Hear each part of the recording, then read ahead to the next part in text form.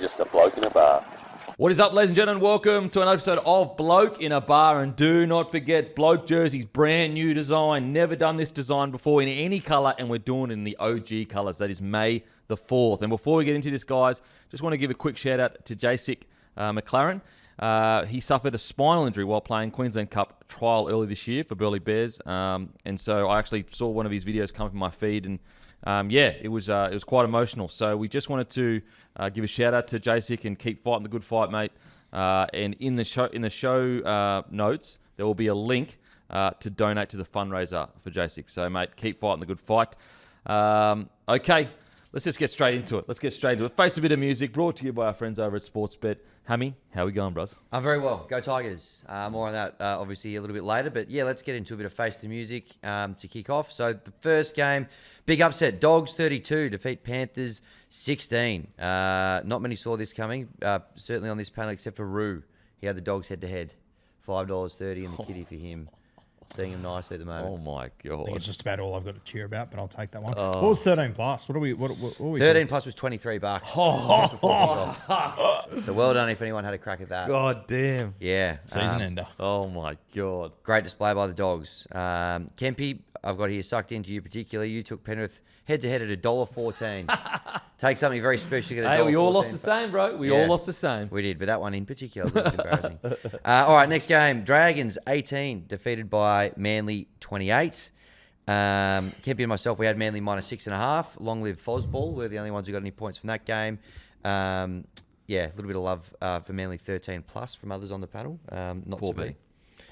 Very poor betting. The next game, Broncos 31, defeated by the Cowboys 35. Matty had the Cowboys head-to-head for $2. Rue, a little bit too ambitious. She had the Cowboys 13 plus. Kempy and I foolishly had the Broncos. Tough little patch for the Broncos coming up as well, isn't it? Nah, I reckon this is a bounce-back game. The Deloise Hoytier Cup. Big bounce-back game. Jock Bowl out there at the 9th wonder of the world. Good luck this weekend. The next game, over in Perth, double I header. heard the Benji Bowl. Played for the Broncos as well. Veggie Bowl, he did, of course. How could I forget? Or Adam Blair Bowl as well. The list goes on. This goes on. Over to Perth for the doubleheader. Souths 34 defeated by the Raiders 36. Everyone here was banking on a Bunnies win. Nearly got it, but the Raiders ended up holding on. So no points in that first game over And in... speaking of the Raiders, guess whose birthday it is today? Yeah. Timmy the Tin Heart. Yes. Now, the great Timmy Williams, it is his birthday. He won't watch this show, I know. Mate, he even won't. if he was sitting next to you, he wouldn't know what's He going wouldn't on. even know this happened. What I want you all to do, the bloke community, consider it a personal favour for us. I've just got a text from him as well. Jump onto his most recent post and put the most random emoji you can on there. Yeah. Can we?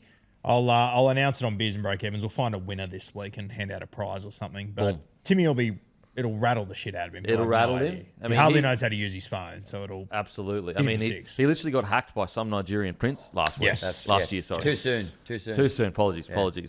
Yep. Shout out to Nordic. And you got to watch Beers and Break Evens to get the winner as well. Correct. That's yeah. right. Give Tim a follow whilst you're there as well. Well played. Yes, absolutely. Well played. Happy birthday, Tim. All right, next game. Sharks 34 defeated Chooks 22, I believe. Something along those lines. The Sharks won. Oh, no, the Chooks won. Excuse me for a moment. Clearly not hydrated enough. Sharkies 22 defeated by Chooks 34. Kempy and I took the Chooks head-to-head. Get around us, so we get a couple of points there. Kempy had them head-to-head for $1.88. I had them 1 to 12. Which they just scraped in, $3.10. The Sharkies had a good lead, but they got mowed down, didn't they? Thank God, because I actually, by the end of the week, I went Sharkies. Yeah. Oh, God. Yeah, a lot to take in. That was a flip of the coin, that one. It was about $1.90 each. So, Chookies get the job done, 1 to 12. Then the Storm, 14, defeated by the Warriors, 38. What an upset. 4th loss in a row. Hasn't happened in a long time, since 2022. Rue went the Waz, but he got a bit too cute and took him 1 to 12. Sucked in. Fuck, I'll tell you what, you boys are very lucky I got cute with a few this week. Yeah. Because I was seeing them like fucking beach balls. Well, clearly not. Yeah.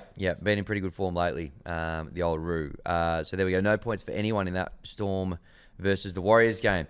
On to Sunday. Eels 10, defeated by Titans 52. A lot of love for the Eels on the panel, probably for the last time in a while. Denon was the only one who had the gumptions to take the Titans. You had them head-to-head for $2.31. Well played. Oh my God. That's another one. By the end of the week, I went the Eels. So I'm an idiot. And to bring us home, Tigers 42 defeat the Knights 22. Matty and Roo, you were riding the Knights. Denon, you got a bit too cute with the Tigers. Had them 1 to 12. I just took them head to head for $1.62. So that brings us home for round number 6. What's the big one? The round 6 results. Once again, winning the round myself, $6.68. Denon, $6.09. See, that's a bounce back. That is a bounce back. Sure. Roo, $5.30. Matty, $2. Not his best round of tipping. Pathetic. Overall, Roo, $55.99. Myself, $55.08. Throw a blanket over those first two. Timmy, $45.72. Happy birthday, Timmy. Matty, $43.20. And Denon, $29.01. Just grinding away, baby. Yeah. It's a day at a time. It's a weekend at a time. It's a match at a time. Willie mow down Timmy. I'm in the trenches. But this is where we do our best work. The Queensland Spirit, it's starting to fill me. When do you think you are going to run down Timmy? Like what round are we putting out? I don't put it. We don't see it as, again, you don't understand the mindset of a winner. And the mindset of a winner, you don't put out, we're going to do it this here or here. We turn up each day. We give our best. We lock in. That's what I'm doing. I reckon he'll get it by round 8, 2027. Wow. I reckon you're looking at round 11. You might catch him. Okay. Magic round. Get him to catch him. Can't be catching by magic round. We should have something if you don't catch him by magic round. Yeah, well, maybe I'll jag a Warriors 13 plus in the future, and then all of a sudden it's game on. Yeah. It's the same. Depends if they're playing the Broncos in the next few weeks. Oh, that's not nice, mate. That's not nice. Cop that. What about if you don't catch him by magic round, which is round 11? The Raiders have that bye the weekend. Maybe you wear a Raiders jersey one day for Timmy up there. We'll see. Let's just calm down on putting bets on someone else. Maybe I'm the one that makes bets for myself. Thank you very much. Maybe we get you to blow the Viking horn. Oh, all right. That's Basic Music brought to you by Sportsbet. Give us a follow on the feed. A bunch of mollies. Give multis. Give Hammy a follow on the feed as well. I've got a bet on there already. And if you go to the feed, you'll see what the bet is. But let's get into Code Sports Story of the Week. You go to codesports.com.au/bloke. Get your discount for the year. Also, I will be writing an article on Code Sports, so maybe you want to tune into that soon. It's not out yet, but it'll be out relatively soon. But Tyson the Terminator, what's the story this week, mate? You writing an article is a story. That's the first I've heard of this. This is groundbreaking. Well, okay, I speak to people higher up than you, mate. Just so you know. That's probably true. I'm joking. What's the story this week, bro? Look, we can't go past the referees and some of the rule interpretations this week. You know, but there's been a couple of games that the thing that stood out most from those games were just a couple of calls, especially around the disruptors. So mid-round, and the NRL had to actually remind officials how to police the disruptor call. That was after there was an incident with Rabbitohs and Scott Drinkwater in the Cowboys game. The Scott Drinkwater one was quite interesting, especially when you look at last week where Bailey Simonson suffered a really bad injury off a tackle in the air. Scott Drinkwater's gone up for the ball. I think he's realised halfway through that he can't catch it, so he's braced himself and turned away, and they've actually penalised him for a disruptor. So there's a massive grey area now. They've come out with these rules at the start of the year saying we're going to police these a bit harder, or this is what we're actually looking for. In doing that, they've actually created a really large grey area because kind of if they're looking for something with a disruptor, it eradicates what a tackle in the air could be or something like that, or player safety could be. So look, this week especially, we're just starting to see kind of the consequences of these new rules coming in, and the fact that our referees are having to be reminded halfway through the round what's doing and how to officiate them, I think raises some big concerns around the rules in general. I got to say, look, I appreciate that the NRL has essentially admitted that there was a few that they got wrong on the weekend, but I got to say, I feel sorry for the refs here because of course they don't know how to adjudicate it, because all of us, everyone watching the game, we're talking about guys that know so much more about rugby league than all of us combined, are still unclear as to what this new one-handed disruptor thing is. So I feel sorry for the rest because they're the ones getting absolutely hammered in the comment section. But the NRL have admitted that the decision was wrong, and then I can't give them too much credit. I can give them credit. I'm glad that they did. I'd rather them not just go all the way with it and say, oh, no, we got the right call. But at the same time, you've created this environment where even your own refs don't know what a disruptor is and what isn't a disruptor. Root? Yeah, and I think, I spoke to someone from the NRL at the start of the year about this because, I think we could all sort of see issues that were arising. And actually, this rule originated from the coaches themselves. But it's sort of just been taken out of context. I think the beauty of rugby league, boys, is that it's a grey sport. It's not a black and white sport. And I think we're constantly trying to have these rules that fit a black and white context when it's just not the reality. And I thought the Scott Drinkwater one was the perfect example of that the other day, of a rule that has just been taken too far. And I think anyone that has watched rugby league enough or has experienced playing and whatnot knows exactly what happened to Scott Drinkwater in that situation. And I think it's a really good example when you talk about the injury from last week. Guys are getting injured in the air. A guy tries to pull out when he's getting it wrong. He still gets penalised. Like, it's just, and everything's, in slow motion, all this sort of shit. It's just got out of control, and they just need to pull it back. I thought Trent Robinson summed it up really well in his press conference. I don't know if anyone saw that, but I thought he summed it up well. Well, look, there was a period where people were just flying through, just absolutely flying through, one hand out, and you could just. But the thing is like, I don't need 2 more rules to fix that. It's the pub test. It's like, listen, you can clearly see he's not making any serious attempt. But you're right, because they try to make it so black and white, they're lumping in ones that are actually like, Drinkwater made a legitimate attempt to catch the ball. And he got up, realised that both of them were up too early to a degree because they both didn't get the ball, and just braced for impact, which is like, okay, so is the message now, don't brace for impact, don't be safe in the air? So what's the NRL, like, I guess, is there any thoughts on getting rid of the one-hand stuff? Like, how do we get clarity here? I don't think there's going to be a point where they just get rid of the rules, especially this year, right? They've just brought them in. But you got to think we're 6 weeks into a competition.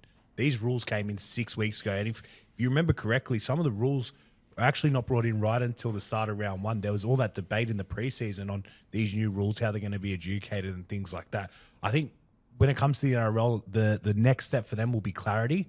Like having James Tedesco come out after the game and be dumbfounded by the rule. That's your captain and probably one of the more experienced. He is one of the more experienced players in the competition, and he, as a captain, can't go to a referee and have a conversation about something that he doesn't know about. So I think the NRL's next step will be around clarity over the rules. We're not going to see them get rid of the rules. We might see a more relaxed outlook over the next couple of weeks. I remember a couple of years ago when the NRL cracked down on high shots and we got those 10 in the bins like almost every game, and then all of a sudden they kind of died out. We might get something like that, but I think we're very small chances of getting the NRL to come out and say we're eradicating what we've just brought in. And to your point, I feel sorry for the NRL referees once again. I've got James Tedesco coming up for an explanation. I know it's fucking ridiculous. Yeah. I don't want to have that conversation with James Tedesco. Well, it wasn't even with the Rob Toyer situation. That wasn't even the ref that called that.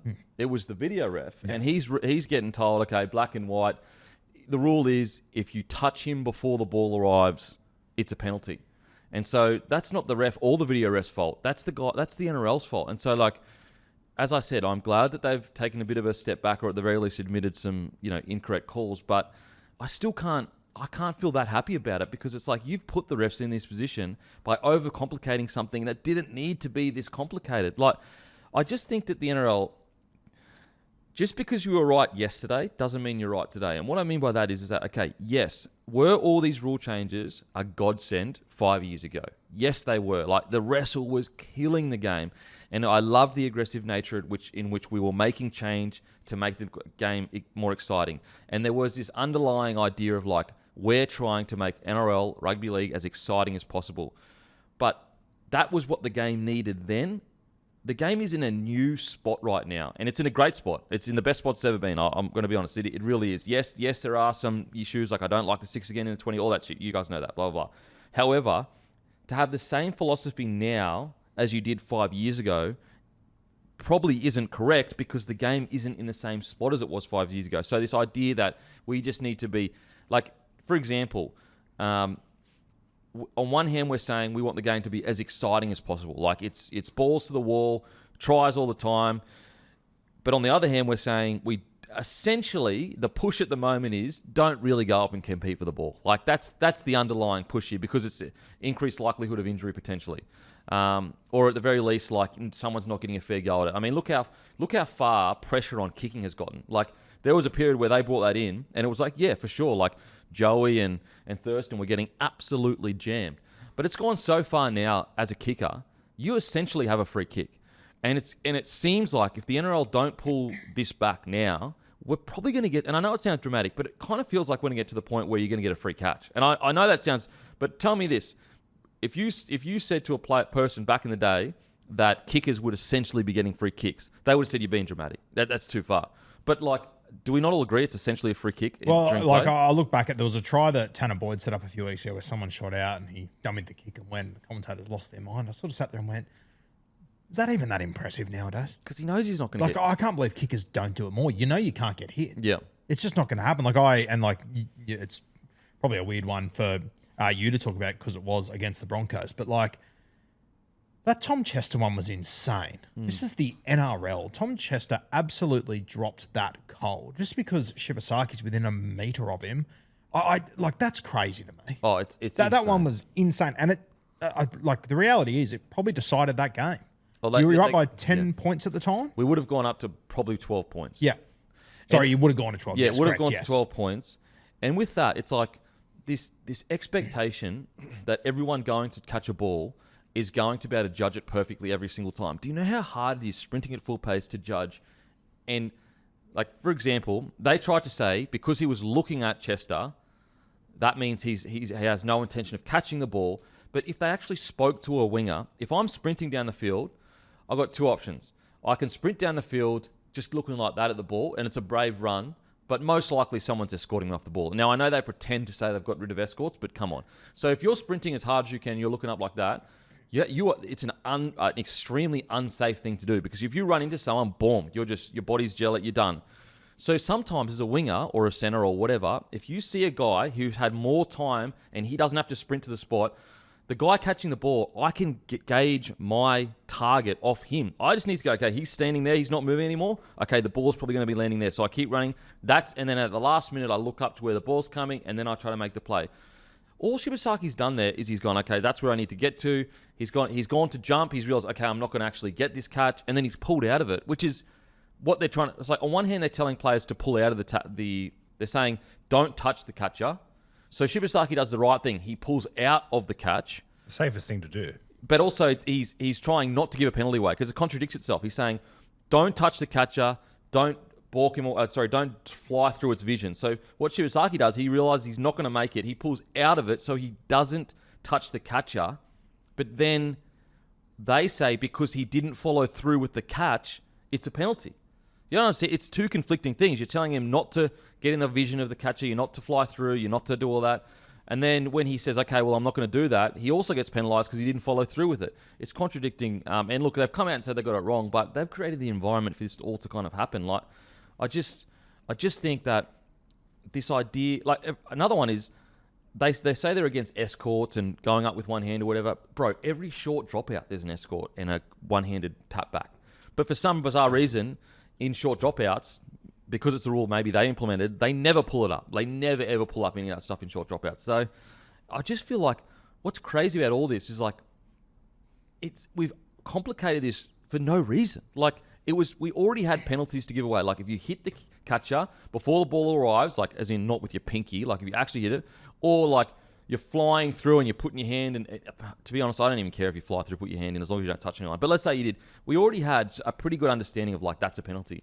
I don't think anyone was calling for we need to clean this up even more. And now it's so messy. I don't know how you get out of this situation. Yeah, this needed a Band-Aid. They did surgery on it. Yeah, it's so over the top. It's so over the top. So something else I wanted to ask you.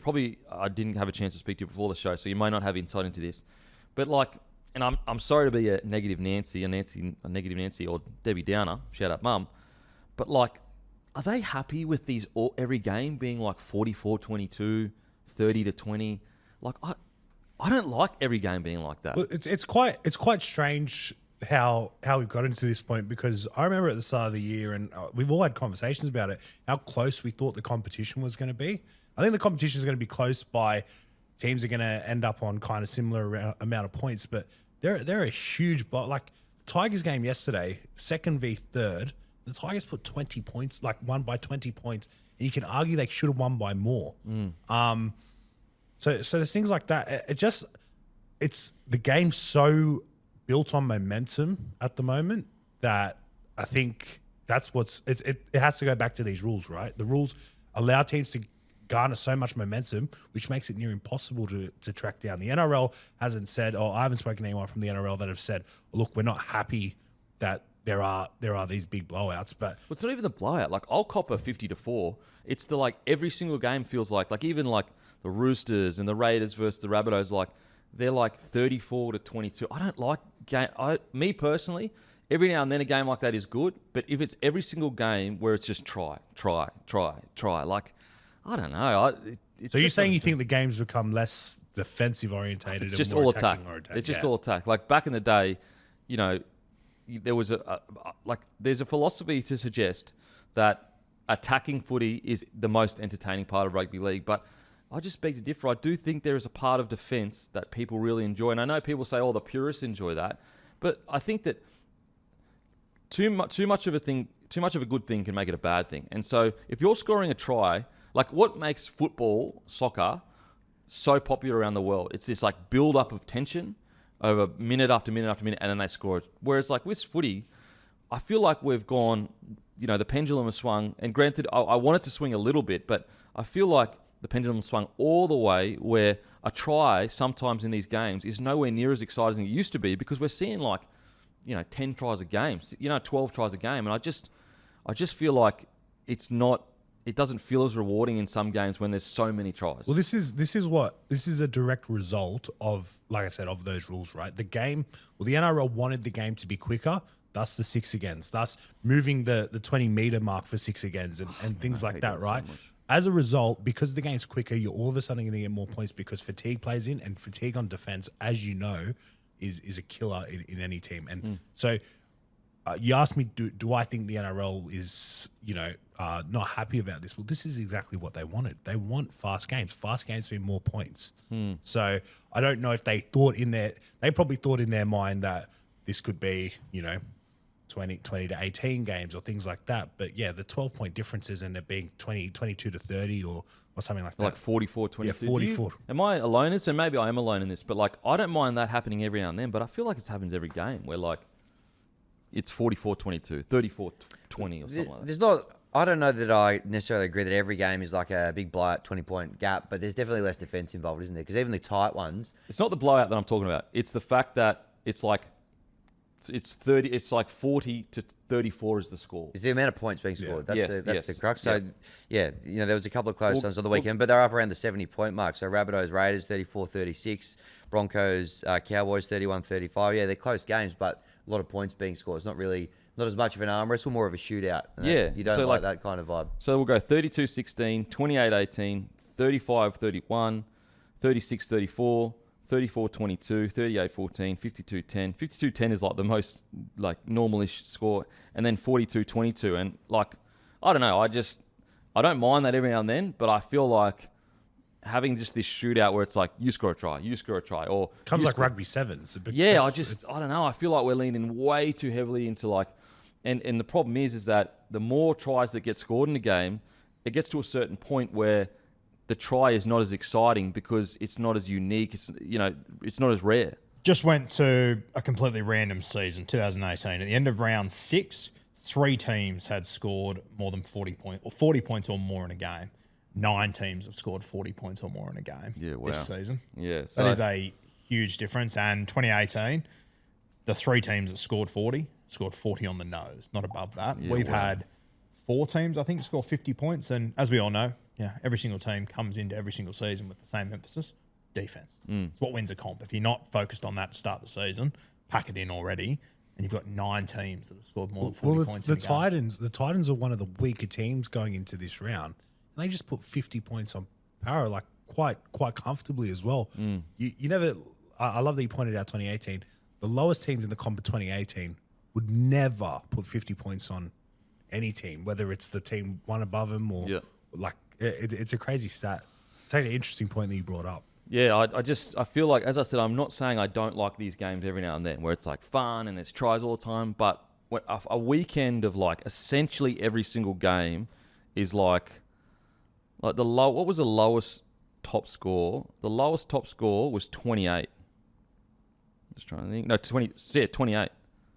That's crazy. So, like, nearly 30 points was the lowest top score of a team that had won. And then you've got other teams that scored 30 points and don't win the match. Okay, so I guess the NRL have basically said, okay, we got these couple wrong, we're going to pull it back slightly to a degree, or just clarify? Yeah, clarity, right? So the referees know exactly that. The NRL said they're going to the referees and they're going to clarify how to adjudicate these things. So I dare say you'll see a clean up, but probably behind closed doors, they've just said to, dial back on it a bit, like they do every year that they feel that they get something wrong. Yeah, I definitely felt sorry for the refs this weekend, because I reckon when Tedesco's running up to that ref going, what the hell is going on? I reckon the ref's going, bro, I'm with you, man. Like I don't know what to say to you. Yeah. It's out of my hands. Shooting the messenger. Same with the Broncos Cowboys game.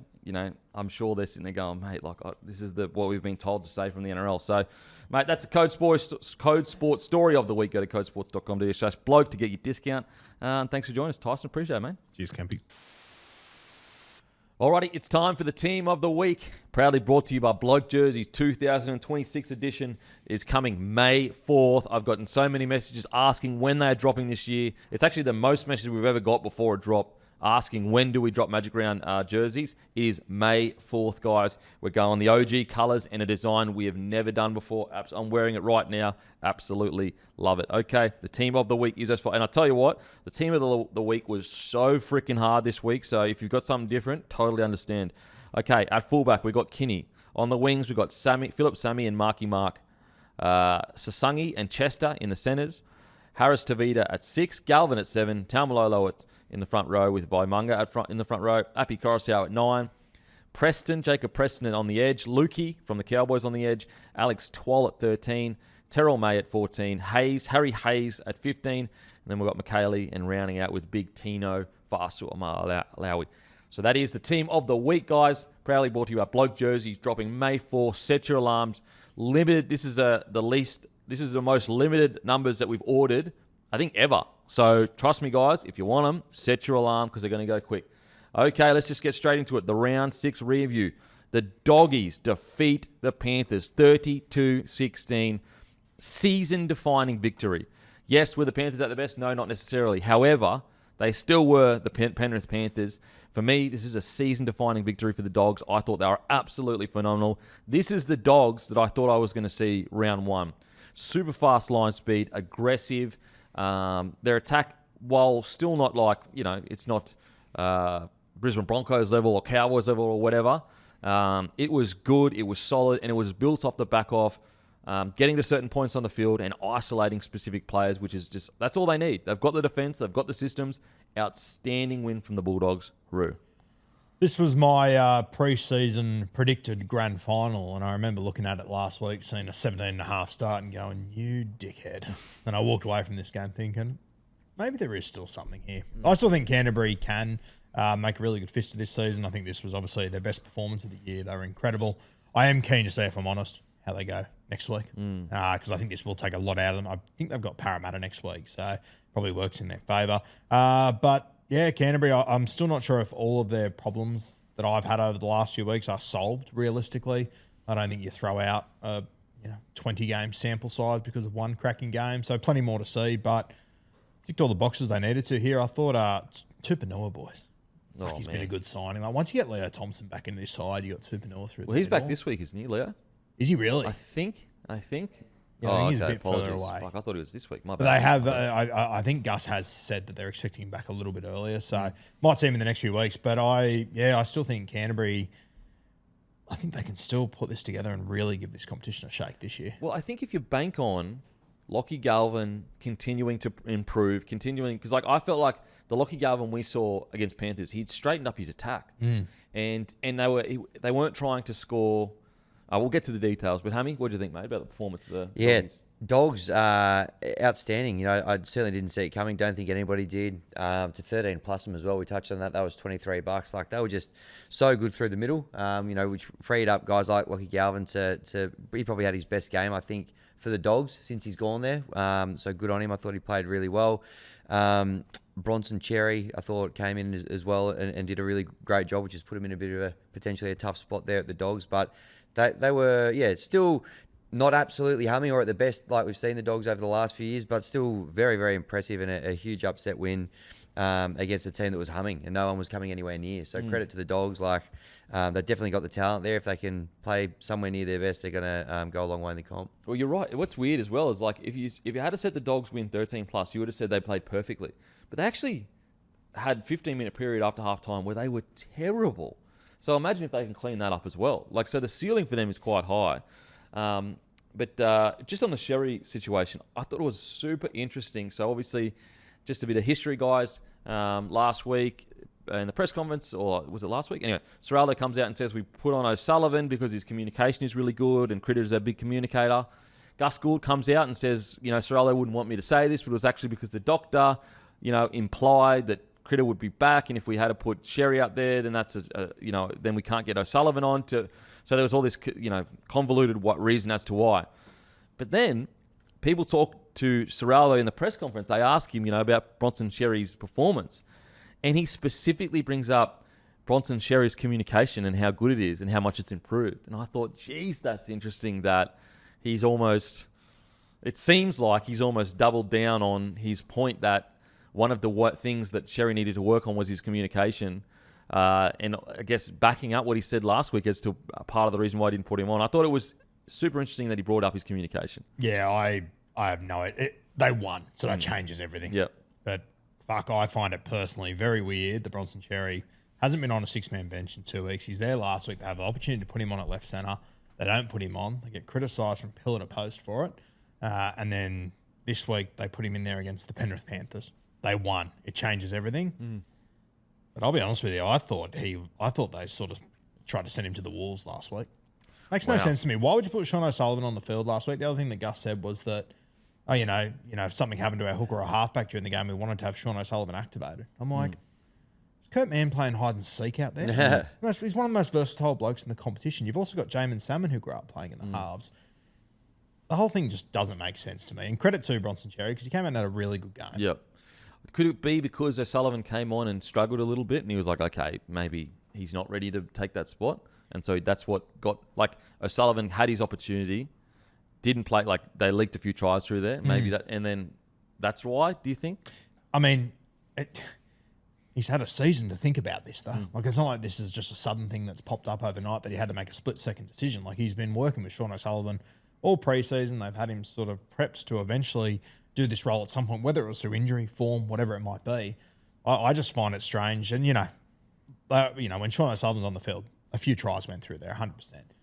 But apparently that was the problem with Bronson Sherry as well when he was on the field, that defensively they had concerns. And I personally think the second half against South Sydney probably had more to do with 13 errors in 30 minutes than Sean O'Sullivan himself. So, I don't know. I just find the whole thing bizarre and it just doesn't line up. But when you win, buries things very quickly. Yeah, I will say it definitely, for me, it is strange, but I just don't know whether, are you willing to risk losing, decreasing your chances of beating Penrith Panthers by putting on a guy that you don't think is as good as O'Sullivan just to teach a lesson? It's a ballsy play. Well, make the rest of it make sense to me. Yeah, I'm just saying, it just doesn't add up. However it goes, and this is all from the comments post game to Phil Gould's explanation, all that. I don't understand. If Sean O'Sullivan's such an important communicator and we're fucked without Critter because we don't have a communicator, he's not even on the 6-man bench this week. Well, what's weird is he said in the press conference of how good his communication was and how much he'd worked on it. So, my point with that is Serraldo's almost backing his point by saying, communication is why O'Sullivan was put on the field. Has a week to work on it. Says to Sherry, mate, I need you fucking talking constantly out there, and that he went out and did that to a degree. It's conflicting reports, really. That's the whole. It doesn't. All of it doesn't line up. That's why I don't know why Gus Gould came out and said exactly something right. Yes. That. I just didn't have to be done. It did not have to. Whereas, if Gus Gould doesn't come out, and say, anyway, look. Positive is they won. They won. I know Doggies fans aren't going to. And I hope Bronson Cherry's back in the side because he worked on his communication. I hope it wasn't a case of everyone told Canterbury last week how stupid they were for not putting him on the field. I guess we'll see. We'll see. But he was great. I thought Tuala was outstanding as well on the other side. Yeah. He's been unreal since he's come in. He's done really, and teams are trying to target him. They're going at him every week, and he's had some pretty big tasks to start the season. He got Trell Mitt last week. He got Casey McLean this week, and he's standing up. Yeah, absolutely. I will say as well, something that I probably haven't given the Dogs credit for is Harry Hayes. He's been out for essentially the most of the year, and him coming back, wow. He changes that forward pack dramatically. I just thought he was outstanding. Just as soon as he came on the field, completely lifted the energy. Strong in defense, super physical. Every single run he had, he averaged over 10 meters per run.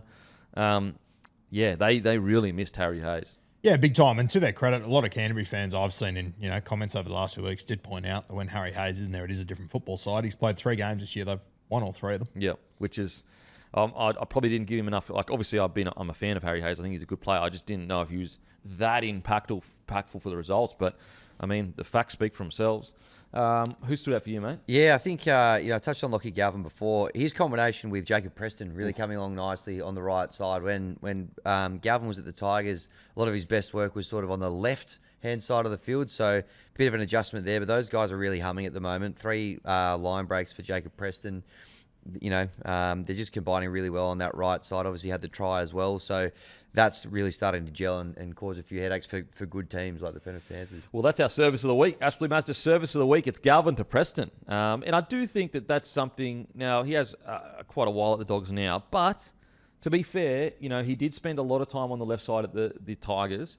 He is learning to work on the right, and look, I personally still think he's 6, but who's to say that he can't grow into a 7?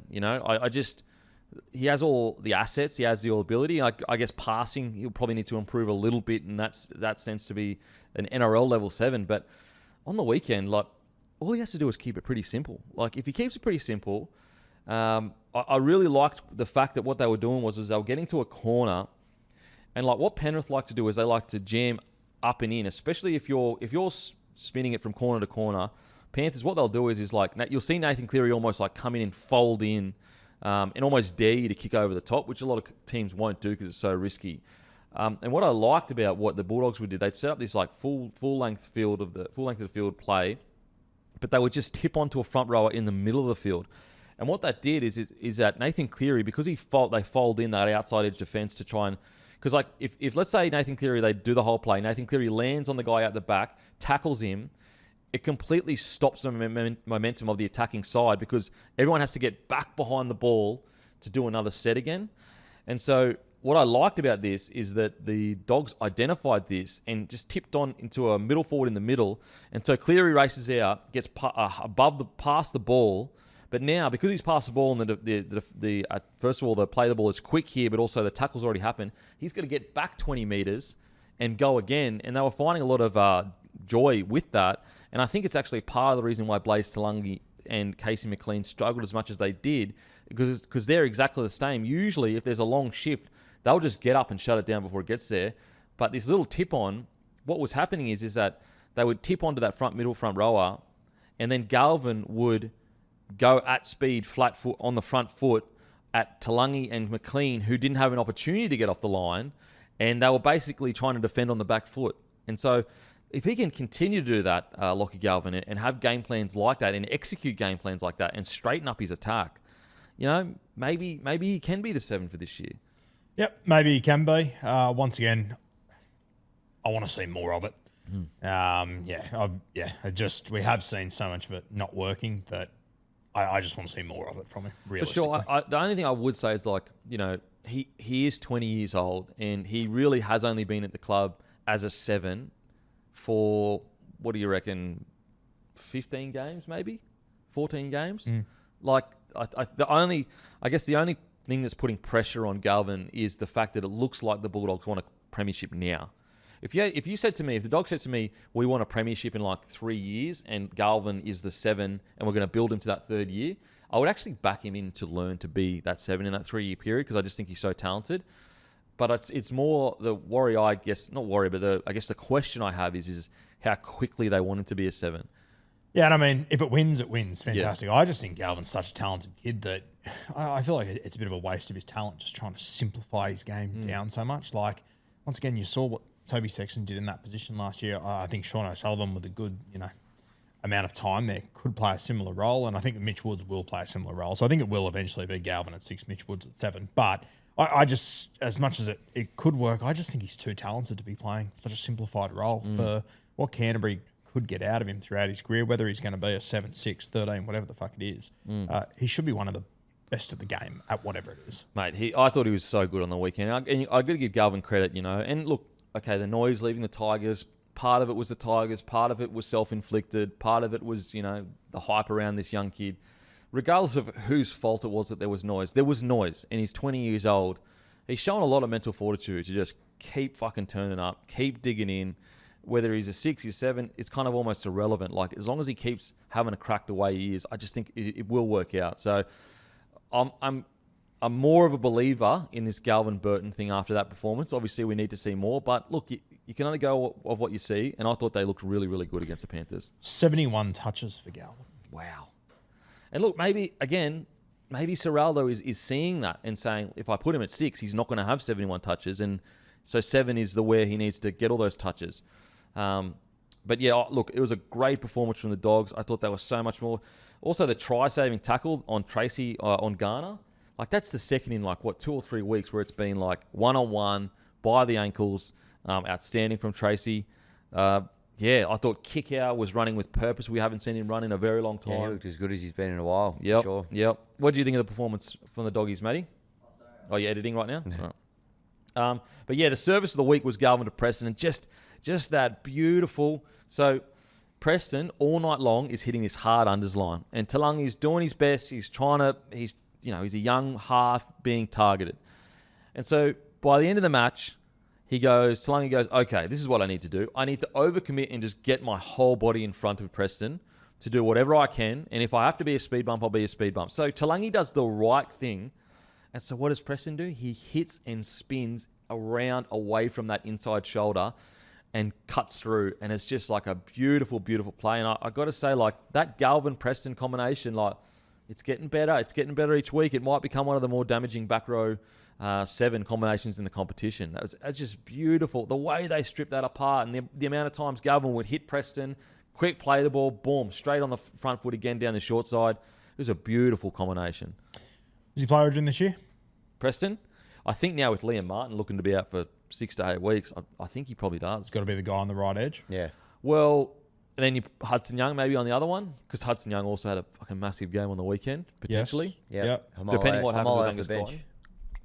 Yeah, Angus Hamola's Crichton's the other still one there that as was well. coming, yeah. I thought Angus Crichton was probably one of his better games this year Yep. on the weekend, but he's still not at the level of Huddy Young at the moment. But Preston, hard to push back on him at the moment. He's just got everything. And also, he just has that Origin type player about him. Super fit. Like some games, like on the weekend, you look at all these, I'll read you out his attacking stats, but it's like arguably, if you know footy and know how hard it is to be an edge back rower. So these are his stats on the weekend, Jacob Preston. He had a try assist, 10 runs for 115 metres, 4 tackle breaks, 3 line breaks. But I'd argue this is the most impressive stat. 39 tackles, 0 missed on an edge against the Penrith Panthers. So that's the service of the week. It's a Lockie Galvin-Preston combination. Guys, don't forget, it's the Mazda 2024 CX-5 G20 Max. That is 31,500 drive away. And the 2024 CX-3 Pure, 26,500 drive away. But right now, it is going to end very soon. So if you buy a new or used car, including one of those, you have a chance to be gifted a game day experience in a suite with myself, Alex Glenn, Joel Yowie, and Lukey the car man. If you need a car, give Lukey a message, LDC_01, the best in the business, or you get into Aspley Mazda. Just mention Bloke. They will take care of you. Okay, on to the Penrith Panthers, boys. Look, this is a pure theory and speculation, but I wonder whether, and this is just me almost thinking too much into it, but I wonder whether emotion doesn't help the Penrith Panthers. And of course they play with emotion every single week. I'm not saying that, but I watched them on the weekend and it was almost like they were trying too hard. And they have such an incredible system that it's the GOATed system, essentially the greatest ever rugby league system. And I just wonder whether the 200 games for Nathan Cleary made them push that little extra pass or try and shoot up our line and make a big hit.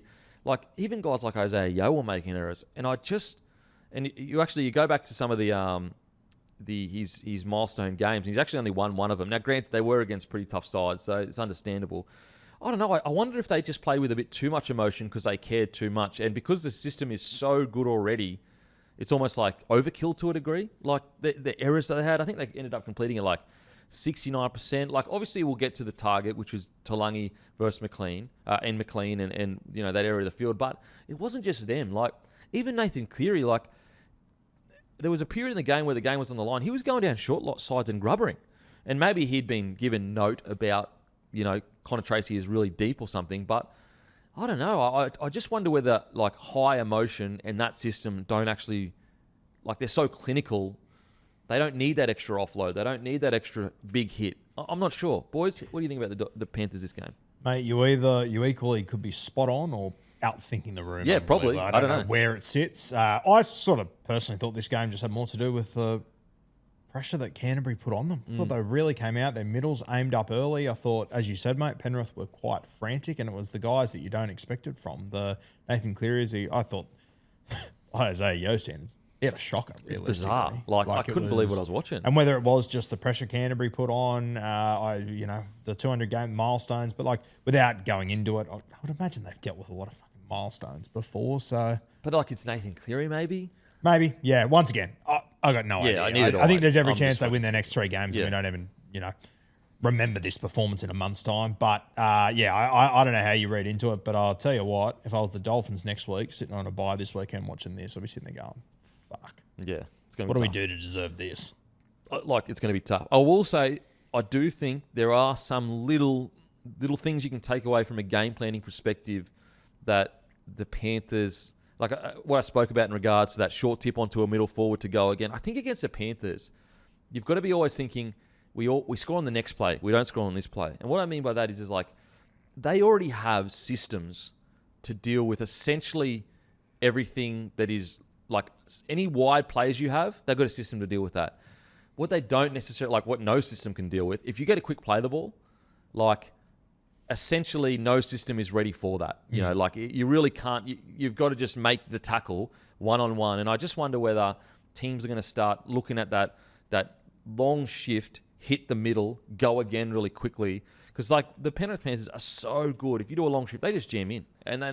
And once they land on you and they win that tackle and get you to the deck, your whole team has to get behind you again. And I wonder whether that mixed with Talangi McLean next to each other, which is going to be a spot, I wonder whether some teams are going to take something away from that. I will say, I want to say this about, I saw like, okay, look, the real Panthers fans, they weren't saying this. It was probably a very, very loud minority. But some of the negative chat about Blaze, like, he has been great in defence for the whole season. He had one game where, first of all, not every try was his fault, but yeah, there were some that he missed or whatever. Like, for example, that last try that Preston scored, like, a lot of halves in the game would have missed that tackle. It was a great line, a hit and spin. Yeah, there were some other reads definitely that he needs to improve on, but there were some Panthers fans, and it was a very loud minority, calling for him to be dropped, and I'm just like, give this young fella a fucking opportunity to build into his season. For what, 4 out of the 5 games or whatever it was, he's been outstanding. I just think that he needs give him some time. It was one game. Yeah, loud minority. I'm not giving them any oxygen. I think he's done really well this year. Blaze Talangi, he's obviously had things that he needs to work on. I think he's gone away and done those. I think it was 9 missed tackles in this game, which was a shocker. But like, that was happening every month or two, realistically. Last year, I think if you have a look so far this season, before this game, he'd missed a grand total of I think 11 tackles in the first 5 games. So there's no doubt whatsoever that Blaze, has obviously identified a weakness there. He's tried to work on it. So once again, let's give Blaze the opportunity to respond next week and see how he goes. Who was on his edge? Was it Luke Garner on his edge after Thingo went off? Liam Martin? No, Liam Martin's on the right with Nathan Cleary. So it was Papali'i? Papali'i, yeah. I just think that, be patient. Yes, did he get targeted? And yes, is he going to get targeted? He is. It's just the nature of the beast. There's going to be a lot of video session on him. But I don't think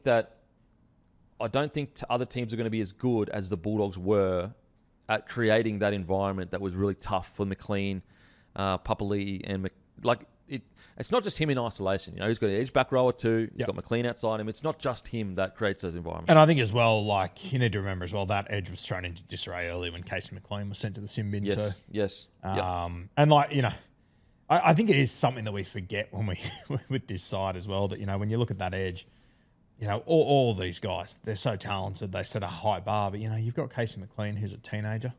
You got Blaze, who's 21. Like, it is still a very young edge. Like if you would have said to me 8 weeks ago, hey, the headline act for the Matty Johns show is going to be fucking Tom Jenkins. What he's doing. Crazy. Like, it is, you know. 14 tries so far this season. Yeah. It's outrageous. It's insane. It is. Between Tom Jenkins being the headline act on the Matty Johns show, the Tigers being second on the ladder. Equal first, but Sure. As far as like big shocks coming into this season after 6 weeks, it's a hot field. Yeah, I'm with you. Another little thing I think that Video Sesh will show, there were a couple of drop balls from Jenkins in defence, high balls. So I do think he's probably going to get peppered quite a bit with some high balls across field.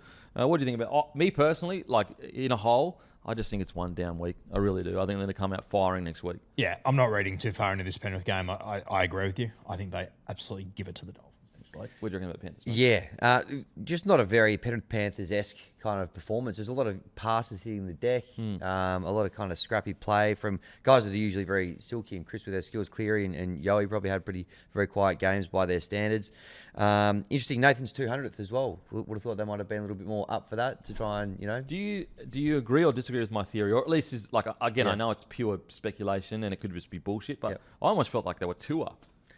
For his game? Yeah. Yeah, possibly. I mean, if there's little blips like this along the way where these are the games that they're a little bit 2 up for, I think they balance it out well because they managed to time it pretty well for like grand finals and the ones that actually, you know, the ones that matter. So I don't know that it's an ongoing issue for them, just a little blip on the radar. Yeah, I'm with you. I wouldn't be too worried about it. Yeah, they probably, at some point, the bubble had to burst, but I don't think anyone saw it coming. That's why it was a little bit of a shock, and they were expected to win, but I don't think it's panic stations yet at all. Quiet nights, as you mentioned, or, you know, not as good as they have been, probably Blaze and Casey McLean. They've started the season really well. We've spoken about their defence. They've both kind of beefed up a little bit this year as well. Clearly had big pre-seasons, but, yeah, Blaze in particular with the 9 missed tackles, a little bit of a concern, but every other game this year, we've actually wrapped him for his defence, so a little bit harsh to go too hard at him. Without putting you on the spot, I imagine your market of when will Penrith lose their first game must have done pretty well. Yeah, Doggies, they're about $4 when the market went up, so not too bad. A fair way off, though, the Tigers in round 27, which is the one that I backed. 50 to 1. Although I think they'll still lose that game, but yeah. Alrighty, the Seagulls defeat the Dragons 28-18. Look, I think for the Seagulls, like, it's just another win. You know, you're taking where you can get them. I think that for the most part, like, there was a period there where they were going to look like they ran away with it. It did look like they took their foot off the pedal a little bit. However, you can't really undervalue the desperation the Dragons had that game. Like, did they play necessarily great? No. But there were signs of desperation. There had to be. So 28-18, I think the Seagulls should be super happy with this one. Get your wins where you can get them. You know, it's a far cry from a few weeks ago where everything was negative. And for a period there, especially that first block, they looked outstanding. And so, to be honest, I think the biggest issue for the Seagulls is, like, they just need to not be so patchy. Because when they're on, like when they are on, they are fucking a good footy side. Yeah, I think Manly fans should be happy with this one. As you said, mate, the city was on fire a fortnight ago. Like, it was looking like disaster zones. They then put 50 points on the Dolphins, and I think we moved the needle on expectations for the Seagulls. But, mate, I personally think 28-18, I think that's very flattering to the Dragons. Yes. When you consider the way they scored their tries, a quick tap, I think Little scored out a dummy half. You know, the reality is with this game, with all due respect to the Dragons, the game was over after 15 minutes. And I think Manly potentially got a little bit complacent in this game.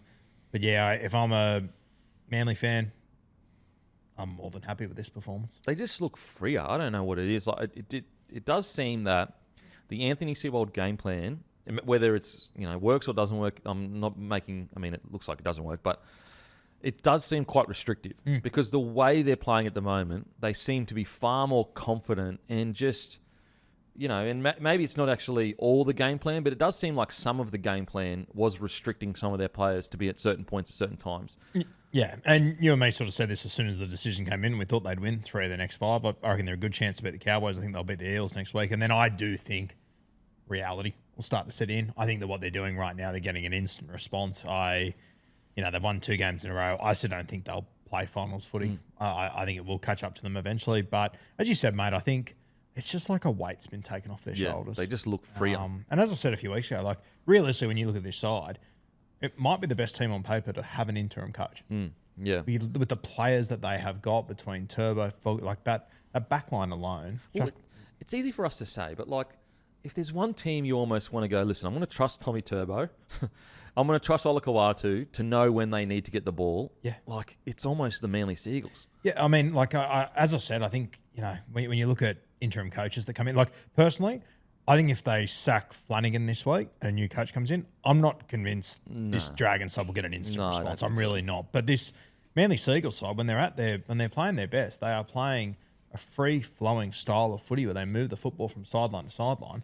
Like, nothing's easier to do than that when you've got no pressure on you. Yeah, but I just think that what Foz has done, he's told them, guys, earn the right, get to certain points on the field in regards to like, okay, you don't need to spread it every time you come out of your own end. Maybe every 3rd or 4th time we spread it. But in the meantime, let's just play conservative, kick long, defend well. Then once we get in their end, literally just pass fucking Olakau'atu the ball. Like literally, just do that. Yep. And then we can build on that. We can work from there. Whereas this like very specific out of our end, and we have to be over here, we have to be over here. Like, I was quite critical of Jake Trbojevic. It does seem like the reason why. Now, I'm not sitting here saying we're looking at prime Jake Trbojevic, and granted he'd get taken off after 29 minutes. But just with a small sample size, it does seem like the middle forwards were suffering from a game plan that basically said, don't really run the ball coming out of your own end. Because they all seem to be getting far more runs, far more hit-ups. Mate, what do you think of the Manly performance? Yeah, I mean, they came out of the blocks really well. You clocked off a little bit before halftime, some pretty soft tries they conceded. In fact, they nearly trailed at halftime, even after their great start. But you guys have both mentioned it. They look a little bit happier, a bit freer. They're playing some exciting footy. It looks like there's just less pressure, less guys dragging their ass around. They're a little bit more upbeat. I thought it was a really good start, in particular from Jamal Fogarty. I thought the way that he started the game was great. A try assist off his boot, basically a 40-20, and then obviously put Turbo over as well. Thought he started the game really well. Played pretty well throughout it. But nice hot start from him, getting involved early, and just a little bit too much for the Dragons to kind of chase them down there. They're just so low on confidence at the moment, the Dragons. Like, I don't know when it's going to... The next couple of games, they got the Bunnies, and they got the Roosters on Anzac Day. Surely they get up a little bit for that, although last year they got towed up there as well. But, grim stuff for them at the moment, and it's the complete opposite for Manly, who just look relieved, excited, enjoying their footy again. There's not a worry in the world for Manly. Look, there's free hit. It's literally a free hit. I forget who I was speaking to a few weeks ago. Might have been Tyson. He was saying when Foz first came in to do his first few training sessions, he goes, "Oh, it's interesting. Like Foz is one of those coaches that when he walks down the tunnel, every other coach walks around and goes through the gate. Foz just jumps over the fence." Yep. And I think the thought process then was like, "Oh, how's he going to play it?" I straight away went, "Fucking beautiful. This is what you want if you're the Manly Seagulls. Like talent isn't your issue." No. I think it's just the pressure that was on top of them at that point. As I said, they look free to me, doing good things. There's just so much talent in this side that if they're just enjoying their footy, good luck. And you know what? Maybe there's a chance in 3 weeks' time we look back and we go, Dragons are going to be the Wooden Spooners. Dolphins might be bottom 3 as well. Maybe they just got a good run during this period. But they're playing footy. Yeah. I think that, okay, are they playing the toughest competition at the moment? Maybe, maybe not. But the eye test suggests to me, at the very least, there's good 10 to 20 minute periods of footy where you're like, that's pretty good footy. Like that's pretty good footy. So I think, look, at their absolute best, if they just somehow, some way go on a crazy run, I think that they're probably the best they could possibly land would be like 8th or 9th. I probably have them around the 10 to 12 mark at the moment. 12 to 13th mark at the moment where they will land. But that's, again, I'm with you, mate. I think that's kind of freeing for them. Like, I think they're all pretty aware that winning comps is not really what they're here to do this year. They're there to go out, rip and tear for your mate, make the jersey proud, and then kind of work from there. Yeah, this might be talking a little bit too early because if he does go and have a great season, so be it. But I personally think the chat around Foz just being the full-time coach moving forward, I personally think they need to get someone a little bit more experienced in. Or just pump the brakes on that chat. Just ease up. Once again, they are playing with house money. There is no pressure on this side whatsoever. And against two teams out of form. Yeah. So it sounds like we're being negative, but it's more just like, let's not put, because problem is this, if these headlines start continuing, Foz, he's getting signed, that puts more pressure on Foreign, the playing group, everything. If I was Manly, I would be saying, guys, we are not talking about that at all right now. We are not sitting here saying that Foreign is going to be, we don't know who the next guy's up. We're going to make that decision. And I would honestly, I don't know about lie, but I would be pretty much implying it's going to be after the season finishes. Just because the more they ramp up these talks, the more the players are going to feel like, if we don't play well, then Foz doesn't get the job, and then Foreign, so it's unnecessary. It's unnecessary. The reality is, yes, has it been great the last 2 weeks? 100%. But it's been against a terrible Dolphin side and a Dragon side that's also about to probably lose their coach. Let's pump the brakes on this. Let's sign him as a head coach. Yeah, and even, if they were to make the finals and finish in 7th or 8th place, even then, to be honest with you, I'd probably still be of the opinion if Foz is good enough to do it, he'll be good enough to do it in 2 years when he's got a little bit more experience and preparation for the role, in my opinion. Yeah, if they were to make the finals, that's a tough one. Because, that's a pretty fucking good turnaround from Foz. What do you reckon, Hammy? If they were to make the finals? If they're starting 0-3 and then they make the finals, you probably maybe there's a bit of an element of what are you waiting for. But if they just kind of get to the middle of the ladder like we probably expect that they will, I think you're probably right, Roo. You probably want somebody who is, been on the journey a little bit more, done a bit more coaching. Foz will be a great head coach full-time at some stage. But, yeah, I don't know. I don't think the chat's going to go away either, though. If they keep winning and going well. I just think if you're Manly, though, surely you come out and you just chop it down straight away. Guys, there's not what we're talking about right now. Whereas if they stay silent, I feel like they're going to give oxygen to that. Yeah. Well, I guess they're just leaving the door open for what if we do make the finals, then we go, let's just pull the trigger and get him in. I don't mind the argument that, listen, if Foreign's going to be a good coach, he's going to be a good coach. Keep him in the building. Let's say they finish 10th. Let's keep him in the building. Let's give another guy a 2-year deal, maybe with a 3rd-year option. We know we've got Foz there if he needs to do it. Depending on which coach you get, but you'd almost say to that new coach, it's almost a prerequisite. You have to have Foreign as an assistant coach. Oh, bloody oath, yeah. Because that's just the way we're going to go forward. And if you're a new coach coming in, you're probably going to have to say, first of all, I'm a rookie coach, so I don't really have much weight to throw around. But second of all, I'm confident enough in my own ability that we'll be sweet. And I highly, Foreign is not a coach that's going to white answer or anything like that. Yes. Fuck me dead. You don't have to worry about that shit. Yeah, I think Foz is genuinely just a guy that wants to see the team win. Yes, and whatever that is, he'll takes, yes. So, yeah, I don't know. Well, once again, if he makes finals and everything, we'll have a different conversation. I personally would still lean towards going out and finding someone with a little bit more experience. Yeah. I will say, just on regards to Fogarty, I thought his kicking game was outstanding. Just deep, long kicks. It really, really did help the Manly Seagulls. I thought, once again, Olakau'atu, what a turnaround. What a turnaround in form. When he ran, I think it was for 70 metres or something like that a week ago. And granted, it was against it where they didn't have much possession or whatever. But you're just going Olakau'atu got this out of his game 2 years ago. And then ever since, everything happened, he has just gone, boom, straight back into Origin contention. He was absolutely phenomenal. Who stood up for you, man? Ruben Garrick for me, boys. I Yeah. don't like him at centre still. I want him to go back to the wing personally, but geez, he had a good game there the other night.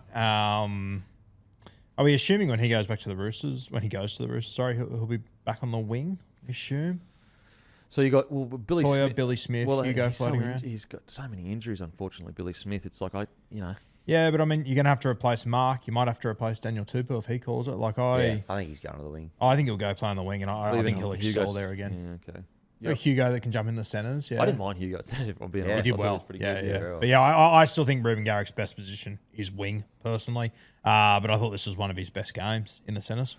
Mate, he has that in him.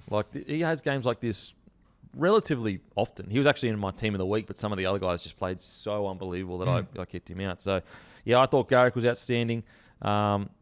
some of the other boys, I thought Kobe Hetherington had one of his better games as well for the Manly Seagulls. Paseka seems like he's free as anything. It's going good, Paseka. Again, it really has been. It just shows you how much rugby league is between the ears. Like, these guys were getting nowhere near these kind of run meters and runs and everything like that. All of a sudden, you've got Paseka 141 meters. You've got Kobe Hetherington 127. You've got Olakau'atu 184. Ben Travojevic has been great. Even Luke Brooks has picked up as well at 6 with 133 meters. So, yeah, look, good win for the club. And, like, how long ago does it feel since they were at Brookvale Oval playing the Newcastle Knights with about 14 dudes standing upright and they couldn't score a point in the second half on a sunny Sunday afternoon at Brookvale? Mate, this team now, go back and play that game. They win it comfortably. Yeah. That feels like last year, that game. Yep. So great stuff from Manly. Really, really good stuff. Okay, on to the Dragons. What is surprising me so much is just like, first of all, some of the dumb errors that they make, for one, but also I'm just not seeing the reaction. I keep waiting for that reaction of like, our coach is about to get sacked, and they come out and they say all the right things, and it's us on the footy field, it's not the coach, but I'm just not seeing that reaction. And I've got to say, did you listen to the post-match press conference? To be completely honest with you, I can't watch him talk.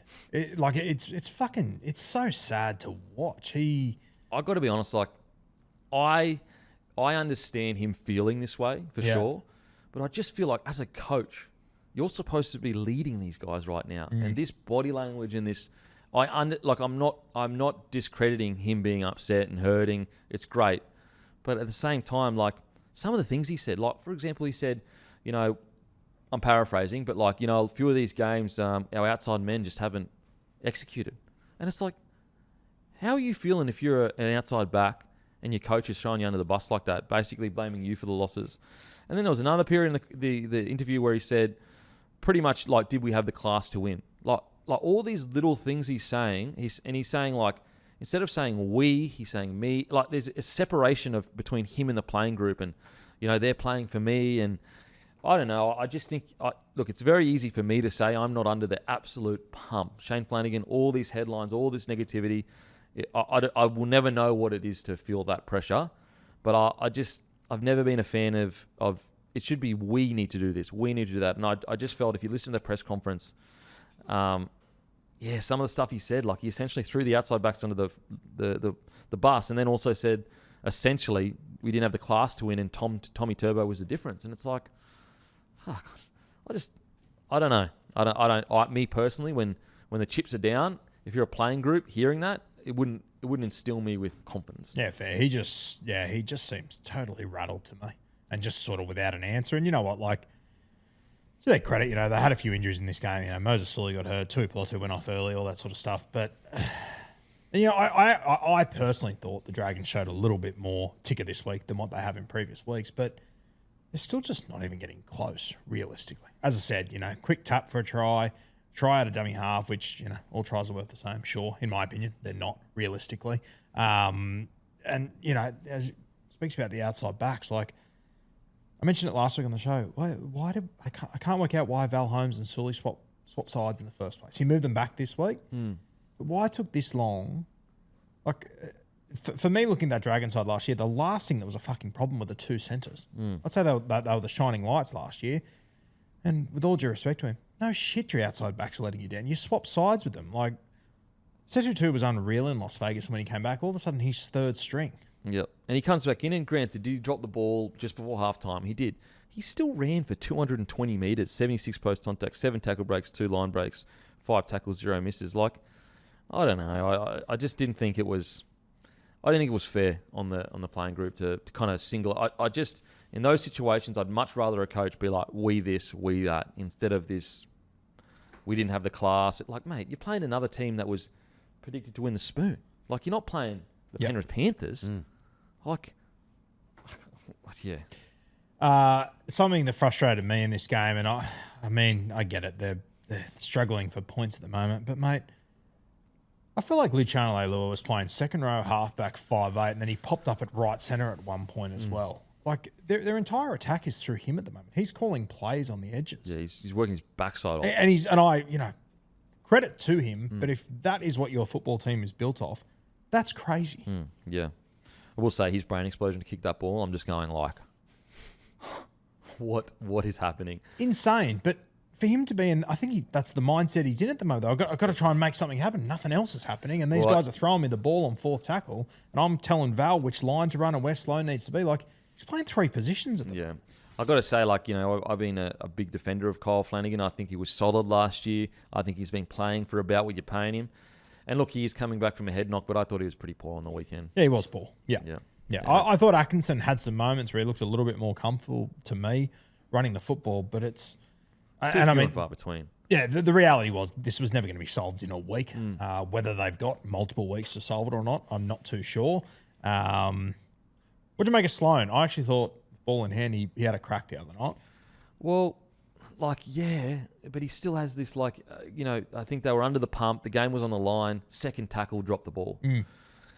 I don't know. I feel like we've done this dance with Sloan so many times. Like, again, it was only, 2 years ago where we're all pretty much like at the point where it's better for Sloan and it's better for the club. Give Sloan a fresh start at a different club with a better system to develop him, and then give the club an opportunity to develop someone else. Mate, Shane Flanagan re-signed him for 3 years. Again, this idea that Flano, like when he looks at when he talks about the roster, he's the one that signed a lot of these players. So that's what So, like, Sloan, yes, was there more spark in attack? Was there energy? Absolutely, there was. But, like, we've been here before with Sloan. Is he the guy that's going to be long-term fullback for the club? No. So it's like, okay, get a few good games out of him. And me personally, I would love to see Sloan in a different club. Because right now, it is becoming quite evident that this club either needs an overhaul in the way they're developing players or whatever. Another thing I want to bring up is, mate, in the press conference before the game, he basically blamed Ben Hunt. Did you see that? No, I saw a quote, yeah. He's like, oh, well, our marquee number 7 walked out on us. And it's like... That was 2 years ago. That was fucking... And also, like, the crazy thing is, as well, is like, surely there's going to be some accountability of, like, why did he want to leave? Like, why do these players... Sui wants to leave as well. Like, why do all these players not want to be there? And he wanted to leave before Flanagan even arrived at the club. If he had we've been through this a million times. If he had allowed Hunt to leave at that time, the player he could have got for Ben Hunt would have been unbelievable. I just, me personally, I think I'd be putting a deadline for Shane Flanagan. I'd probably be saying to him, mate, I know you're hurting. Like, I can never understand what you're going through, but we need a front of. I'm working through this. Let's go. Let's like this. Yeah, I know it's easy for me to say, but these are the moments he needs, in my opinion. If you're getting paid $700,000-800,000 a year as a head coach, these are the moments you really need to just somehow, some way present a positive, or at the very least, a strong front together rather than separating. And I'd be saying I'd be giving a deadline, probably I don't know, magic round or 4 weeks or whatever it is. If that doesn't work out, I'd be basically going, all right, full rebuild. I'd be picking 5 to 6 of the young players I got coming through and saying we're building a squad around these guys. And basically it would be Hamish Stewart, it would be Egan, the Couchman brothers, it'd be obviously Reed. I wouldn't be rushing Reed in though. I'd be being patient with him. Alan Gahu. Yep. Who else? I'm forgetting. Anyway, yep. The young forwards that are bloody good. And it'd be a full rebuild. I'll tell you what my biggest fear is with the Dragons. And I understand Dragons fans have a lot of things to be concerned about right now. But with Jaden Sewer leaving, it really concerns me that Keon's going to arrive there and say, I want to play on the edge. Don't say it. If they sign him for $1 million or whatever they've had to do to get him there, which if you're getting him there in the front row, credit to you. Worth it. If they play him on the edge, I will bring it up every fucking week. Know that. Mate, I'm going to give him more credit than that. There's no way they could allow that. He is on middle money. It's that simple. It has to. And I know you don't play a player because of what money they're on, but what I'm saying, he's better in the middle. Yeah, when it's a marquee guy, you kind of do though. That's if you're paying marquee money, the guy's got to be playing his best position. Speaking of marquee, Scott Drinkwater been linked to a few clubs. I don't know where it's coming from. Like one report said he's been offered something from the Dragons. He's yet to respond. Other articles are saying that they're the front runners. I do think from Dragons' perspective, he's exactly what they need. A guy that can create points, fast around the ruck.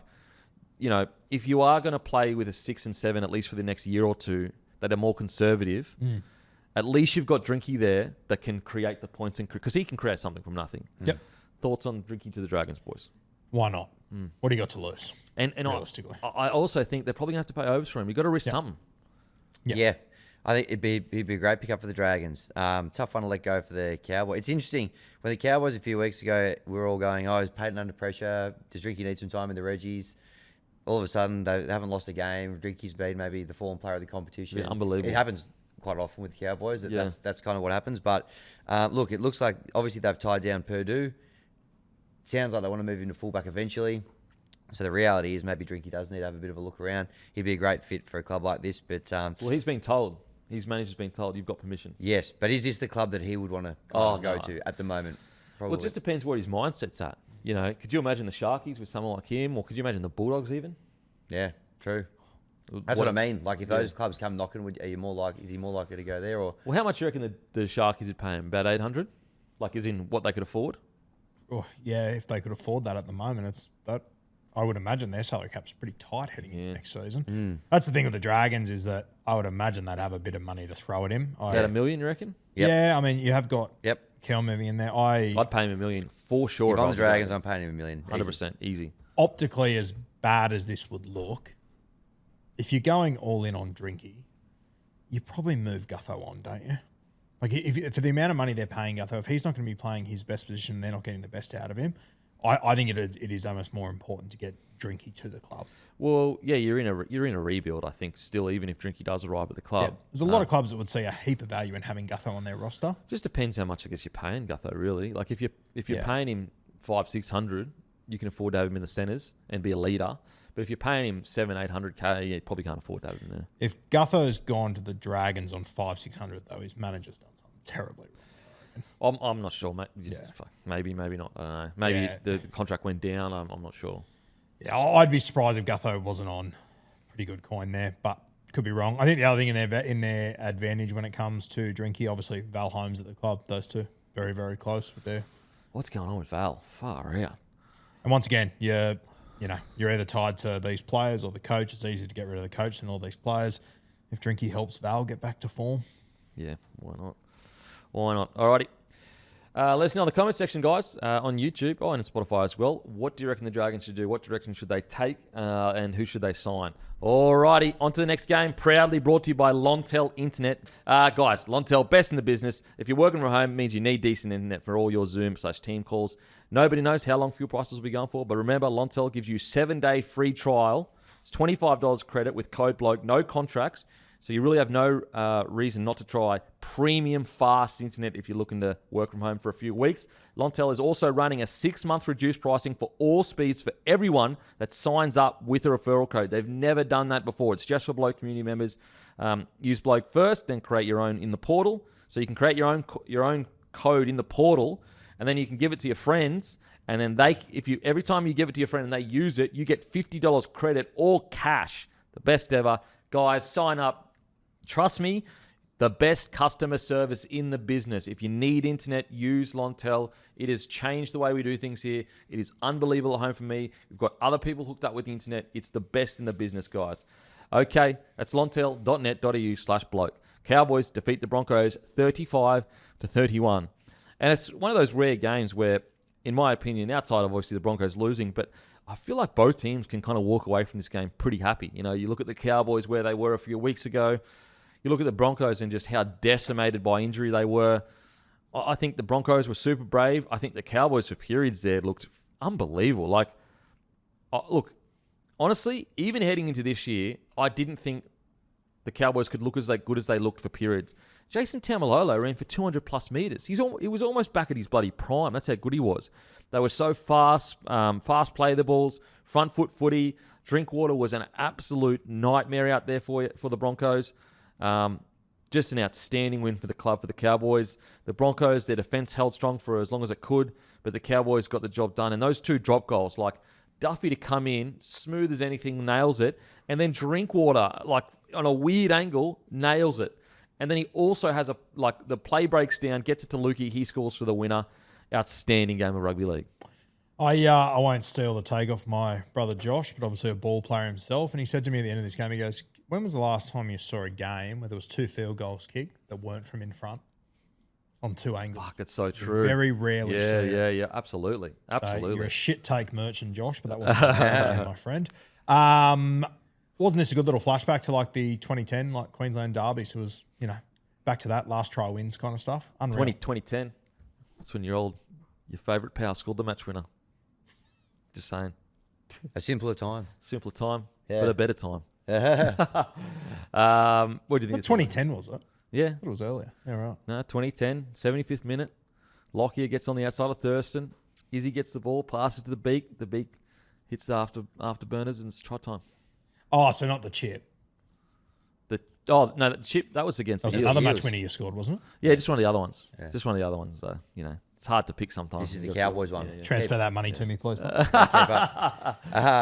I agree. This was like a nice little throwback to those shootouts and those, this was one of those games that you were kind of like, feels like a bit of a shootout, a lot of points scored, but it was exciting and it kind of fit this kind of rivalry between the Broncos and the Cowboys. And the Cowboys, they probably thought they'd lost it for a bit towards the end there, but Drinky, pretty clutch. He's just been so impressive over the last 3 weeks since they've gone on this little run. Yep. I thought he really took it by the scruff of the neck when it sort of mattered. So they're up and about at the moment, the Cowboys. They're going to be tough to beat. Their next couple, I think they're a pretty good shot in as well. But Broncos not terrible, given that they had so many injuries, and I thought maybe the Cowboys, might have done it a little bit more comfortably, given the amount of the spine players out for the Broncos. And in the game too. So, was Corey Pakes, cat one, which I just bizarre. I've never seen a cat one like that. But anyway, and then Moser. Yeah, poor old Moser. Take him a little while to get his crack, and then gets in there. God. Brave effort from him. It's probably one of those lessons learnt that it's brave to do that, but some things are just physically impossible, and sometimes you've just got to let them come to you. Don't try and shot him. Not necessarily shot him, but there's certain ways to tackle a big fella like Jason Taumalolo. Yes, is he going to run an extra 5 meters? Yes, he is. But at least you're not going to fucking get knocked out. Yeah. It's a hard balance, isn't it? Yeah. Like you want these guys to be lunatics Yep. and just wired to such a level, but yeah. That try, and outside of it, he didn't do too much, but that try that Purdue scored, unbelievable. fucking sensational. Oh, yeah. Scotty He's a Drinkwater freak. just crabbing across field, and he's so good at getting a defender interested, but then he'll jink back away from the defender, and the outside defender doesn't know whether to jam in or stay out because he's got the outside man. Hits that overs line, breaks it, and then Purdue just collides. Just unbelievable. He moved beautifully, didn't he? Oh, Just my picked up momentum as he kind of curved around, brought it back under the posts. Amazing try, length of the field. I think it was the content around him this week too, re-signing the photos of him Yeah. the night the Cowboys won the grand final. There's a photo of him as he looked like a 12 or 13-year-old standing on the sideline having a photo, and Cohen Hess is in the background warming up for That's the Cowboys. mental, Cohen Hess. Crazy, Far out. rattling as shit for Cohen. Shout out to you. But yeah, those scenes are unreal, and yeah, I think he's going to be such a player of the future. I'll tell you what, boys, the other one, and granted, he probably should have lost the game for them, Tom Chester, but outside of that, fuck, he's a tough little prick, isn't Mate, I thought Laybut seemed to have that spot not locked down, but he was ahead.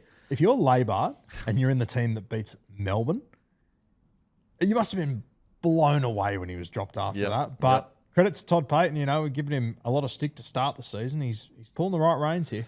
Mate, Chester, especially in attack, was phenomenal. Big, strong, powerful, super aggressive when he runs the ball as well. It's obviously just got to sort some defensive stuff out, but in attack, he was phenomenal. Yeah, and I think to the Cowboys' credit, we've obviously already mentioned the Broncos have players out. You look at this Cowboys roster, they are still without Nanai, Bateman. Yeah. They lost Reid Marnie after 5 minutes. Braden Burns didn't play in this game as well. So, it's not all rosy for the Cowboys. The Broncos are missing more, don't get me wrong, but it's not perfect for the Cowboys. I obviously got greedy guts as I tend to do and went 13 plus, but considering the outs the Broncos had and the Cowboys form, I couldn't believe they were outsiders going into this one. As in the Cowboys are outsiders? Yeah.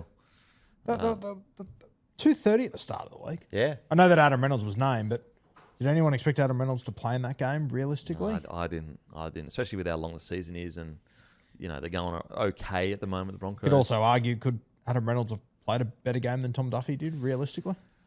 Well, I think he could have, but Duffy did play really well. He was exceptional. Yeah. He did play really well. What a great get for the Broncos in depth. You got a 22-year-old guy that is there ready to go. We've got one back for Dearden. Yes, Isn't it hopefully he goes as good as Dearden goes. They just mirror each other. The early parts of their career, obviously, Dearden came in too early. He played a lot more footy there, obviously, at the Broncos, and they were struggling. But can I have a really hot take? Yeah. I reckon Duffy's going to put pressure on Pezzett next year. I don't think it's hot. I think he will be the halfback. I think they'll start with Pezzett, but I think Tom Duffy will get him. I don't even think it's a hot take. I think Brisbane are already looking around the room going, fuck. I just think that, like, yeah, okay, it's one game, you know, but we have to remember he did win Player of the Year in Queensland Cup, I'm pretty sure. And he is absolutely brained it in Q Cup over the years.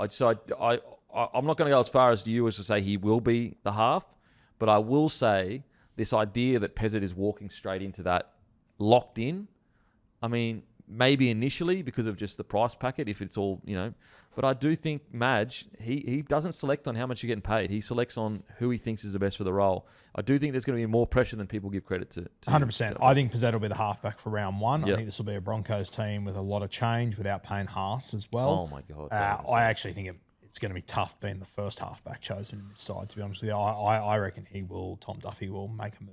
I will say, by about Origin next year. Watching Payne Haas on the weekend, it feels like we're screwed without him. Even though we won that game the week before without him, fuck me, the amount of times he gets us out of tough areas is crazy. Yeah, and I think as well, like as you just said, we won that game without him. I think it's okay for the Broncos to go, okay, he's out for a week or two. Get up. Yeah, get up. Fucking 27 weeks without him. Fuck. It's one of the greatest gets all time. It's kind of like lost its momentum because he's playing at the Broncos. You see him at the Broncos each week. When this year ends, it is going to be so weird. And when he rolls around in a Rabbitohs jersey next year, my God. My God. Okay, well, just who stood out outside of obviously Duffy, Drinky? Funny, look, clearly I got it wrong because after that Tigers game, when Drinky didn't go for that tackle, I was like, you have to drop him to send a message. Like, as Peyton, like, not because Drinky isn't the best fullback at the club. He's easily the best fullback at the club. And obviously you don't keep him out. Matter of fact, you don't even need him to play Q Cup. It's more just like, that can never happen again. Well, clearly I was wrong because ever since that moment, and look, granted, it's a mixture of both. Clearly he felt the pressure and the negative noise around it because ever since that moment, he has been unbelievable, Scotty Drinkwater. Yeah, you're an idiot. At least you didn't say to drop Keeney last week. Just about player of the week. Boys, our man off the bench, Tommy McHaley. Killing it. Best Mate, game of the NRL he's played, I think. I'm telling you right now, in those dying moments, without him, they don't win the game. Yep. He multiple carries coming out of their own end, dragged blokes 10 metres. Like, he put them in a position to even have the drop goal, I'm pretty sure, a couple of tackles before. I was like, where has this version of McHaley been? He was phenomenal. Yeah, and we've always said for the last few years, all he has to do is play a good 30 minutes. Knocked out an unbelievable 50 in this game. So good. That role that he has to play, that it's only a narrow one, but if he can do it, it'll make a huge difference. We sort of, not criticised him last week, but we sort of said Ruben Cotter tends just to play his best footy around the Origin time. I reckon he might have listened last week. He was unreal. Yeah, it's fun watching him and just the energy he was playing with. You're right. We didn't necessarily say he was playing poorly. Just he's been solid. He hasn't been the Ruben Cotter that we know. Yeah, I'm with you, mate. He came out like a bat out of hell. He was outstanding. Sonny Luke played a really good game, scored a try. He's still so hard. Look, mate, he's still so selfish around the. Sometimes I think with Sonny Luke, he's one of those players. The worst thing that can happen to him is he scores a try, and I say that with all due respect, but. Just some of the decisions he makes around the ruck, and I was obviously the number one ticket holder a couple of years ago, but it still is a concern with him around the ruck, I think. Yeah, look, it's tough to be too harsh because his try was vital. Yeah. But the amount of times he would jump out of dummy half and just be like, running around and focus kind of like on what he wanted to do, he's just got to find a way. Like, it's what makes Api Koroisau so good because he picks his moments so well. And Sonny Luke, like, he's had all this talent for so long. He's just got to find a way to balance it. I think as well, like, when you play as much reserve grade, and this is the trap that I fell into a couple of years ago with Luke, I think that when you play that much reserve grade, and you know what, like, in New South Wales Cup, if you've got as much talent as he does, you can get your ruck recognition wrong sometimes. It doesn't actually punish you. Yeah. Whereas in the NRL, it just does. Yeah, every time. And when he has those moments where he takes off at the wrong moment, because at the end of the day, if you do it, fucks up an entire set. It's yeah. so hard to recover from losing that momentum. If he could just start to pick his moments, not every time, but most of the time, make a huge difference for him. No, I'm with you. It sounds super harsh because I feel like such an arsehole after he played so well, but it is still like it's why he's ended up at the North Queensland Cowboys. He was at the Penrith Panthers. Yeah. I thought Dearden was phenomenal. Like just typical Dearden effort where he is just hanging in the game. He's always a problem. He's always a threat.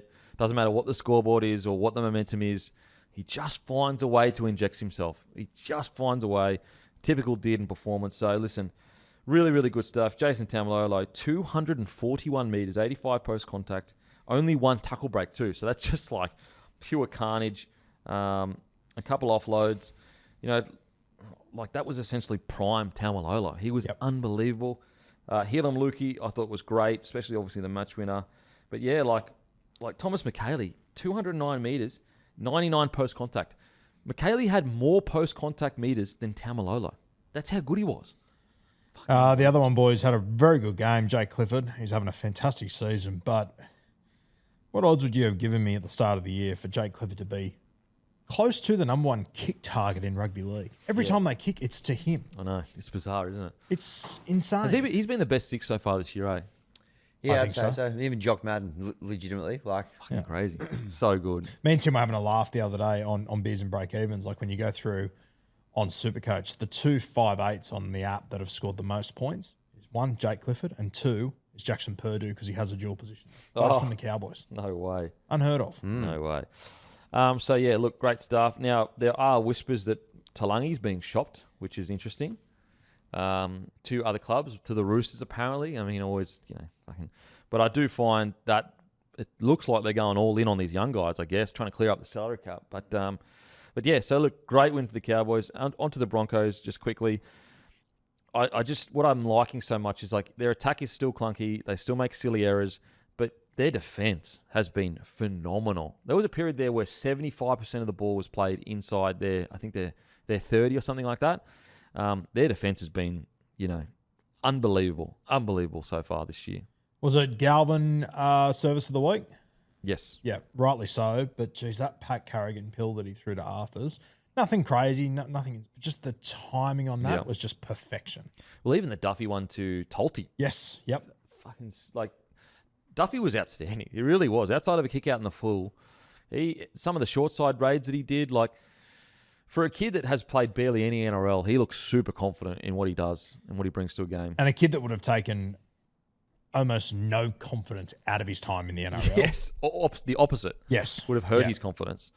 So, yeah, look, like there's obviously, there's still stuff they need to work on, and it's clearly like their errors in bad times. Like their completion rate actually ends up pretty good, but it's just the timing of their errors sometimes. If they can give themselves, especially early in the game, because it's usually they make a bunch of errors, defend their line for friggin' half a game, then they start completing really high, which skewers their completion rate. But by the end, I think they had... Is that right? You only made 5 errors?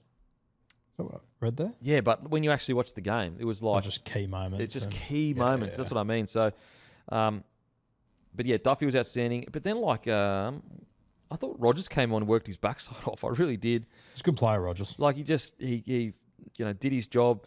I thought Jordan Ricky was... Bro, ever since that game where Jordan Ricky was not great, he has been on a tear. Like, outstanding. He's probably been our best player. He's been that good. Yeah, he's responded really well over the last few weeks. I think it was after round 2, maybe 3, we were quite critical on the show just because of the standard he set for himself last year. But, he's bounced back really well, Jordan Ricky. So, I just think, look at that. Nearly 700 kicking metres from Duffy. Far out. What a knock. What a great game from Duffy. I thought Tolty was good as well. Look, I just thought they were super brave. With everything going against them, it looks like they're probably going to have to start. Is it Cameron Brzezinski? I don't know who else is there. Yeah. So he's an under-19. I think he might be 18 years old. He's an under-19 number 9. Queensland number 9, sorry. So, mate, they are truly backs against the wall kind of stuff when it comes to key position injuries. Yeah. But I'm super keen, like, depending on what happens with Reynolds this week, I wouldn't mind seeing Duffy again, to be honest. Give him another opportunity, depending where Renault is. Yeah. But yeah, brave effort from the Broncos. Absolutely. We got the Tigers this week. How good? Yeah, I know, unlucky, but yeah, that'll be a bit of a test again. Obviously, with so many injuries, but despite all of that, and obviously injuries in game as well, they hung in there. They showed plenty of ticker. So all you can ask for, really. Yeah, I will say, like, their defense initially, that left edge, they just kept sliding on their own line, and it's like, you just can't. Yeah. You just can't. And to their credit, they fixed it. Karapani came in and made some really good one-on-one tackles jamming in. Shibasaki as well, so they fixed it. But yeah, I'm not too disappointed at all with the Broncos performance. Alrighty, time for the Raiders defeating the Rabbitohs 36-34. I tell you what, a to and fro game. At one period, I think the Rabbitohs going to run away with it, and the Raiders come back, and then towards the end, the Rabbitohs score a bunch of tries. An absolute shootout. Look, from a Raiders perspective, they just needed a win, and I think that Ricky Stewart summed it up well. It's like, listen, mate, a win's a win. Let's just walk away from this and focus on next week.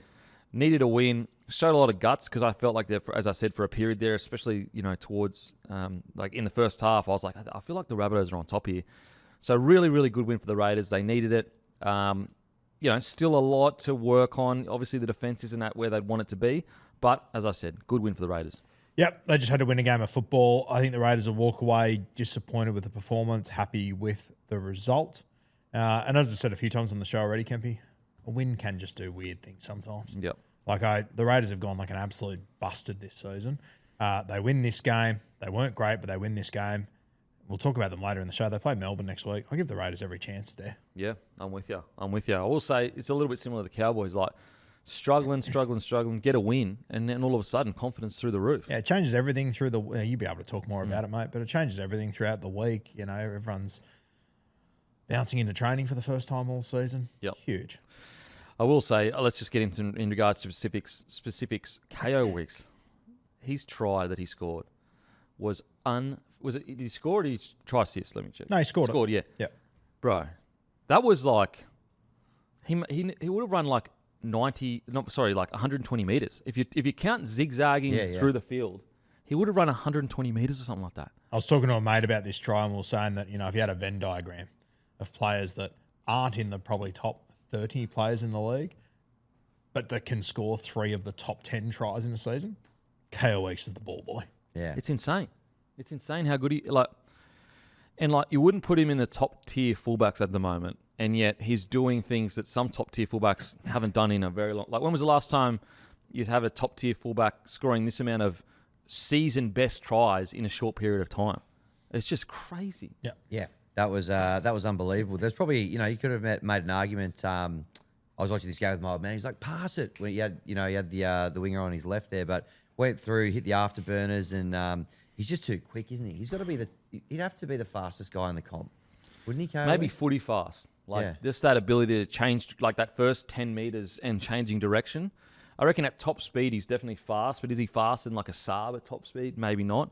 But in regards to like changing direction, exploding out of contact and that, yeah, he probably would be. Because I feel like there's two different kinds of fast. There's like athletic fast, where it's like straight line, 100 meters or whatever, and then there's that like footy fast, almost a bit like Matty Bowen to a degree. And I think KO Weeks is the perfect case for footy fast. I think even if you just look at the Canberra Raiders, I think Savage is probably the fastest there, but I think Weeks is the footy fastest. Yeah, mate, he is. That try that he scored, and I tell you what, in a year where they've struggled, he has been unbelievable still. I'm genuinely shocked beyond belief that first of all, I was shocked at how consistent he was last year. But heading into this year, I was like, okay, surely he can't get even better this year. Like, surely we've seen his ceiling, but he's fast becoming one of their best players. Speaking of their best players, Simi Sasangi. Oh my God, bro. Killing it. Name me 5 better centres than him so far this year, considering that his team has won 2 games of football and he's playing out of position. Mate, honestly, you got Herbie, Kohler. That's probably it. Patrick Herbert. You'd have Casey. You'd have Casey McLean this season. See, I would still have, in regards to form across the games, I'd have him up there, sure, on top with the other players that are at the top of the centre list. I said on my podcast, my review, I said, top 10. Then I went, I can't name 9 other dudes. No way. He's definitely top 5. He's in the top 5. Yep. He's flying at the moment. Yep. It is incredible what he's done this season. And I said last week, it must be one of the frustrating things for Ricky Stewart that it's all the guys he took a punt on that are flying. Yeah. It's just sorting out all the other pieces at the moment. But another huge game from him. He just, every time they look dangerous, it's around him. Yep. And he creates something from absolutely nothing. Nothing. Yep. 2 try assists. He ran for 240 metres, 71 post contact, 8 tackle breaks, 2 line breaks, and 12 tackles. It is just like his form has just exploded. Do you reckon even Sasangi knew he was this good? Man, I was about to say, like on the inverse, 2 years ago, teams were creating things out of nothing because of him, because they were targeting him in defence. He has just gone to a level that I sure as shit didn't think he'd get to. I'm not convinced he did as well. Like right now, if he keeps playing like this, he genuinely might be in consideration for Dally M Centre of the Year. If he keeps going with the form he's at, I reckon he'll be a very good thing. He's a nomination at absolute bare minimum. Yeah, he's been that good. And he must be a nightmare for defence because he's got the strength of a back rower, but I just didn't know he had this speed and explosiveness with his footwork. Yeah. I'll tell you, the thing that I think would make him the hardest to cover is that he's got this weird amount of confidence in his own ability that he just goes, I don't give a fuck. Oh, man, yeah, he's been outstanding. I will say, a bit of a down game. Tamale, where did that come from? I don't know. Yeah. Jeez. Just some, and Ricky had to kind of grab him over and go, mate, what were you doing? Put the ball down. I thought he did his hammy. Yeah, me too. So I thought he did was I. injured. Yeah. But you just didn't see, I don't know, didn't see Walker coming. That was a bit of a weird one. Couple of handling errors as well. Not his best. There were still some good moments, but there was a couple of little brain explosions there that, Ricky didn't look thrilled with. Yep. Ethan Strange, boys. Look, he's not at his best, but I thought he was much better.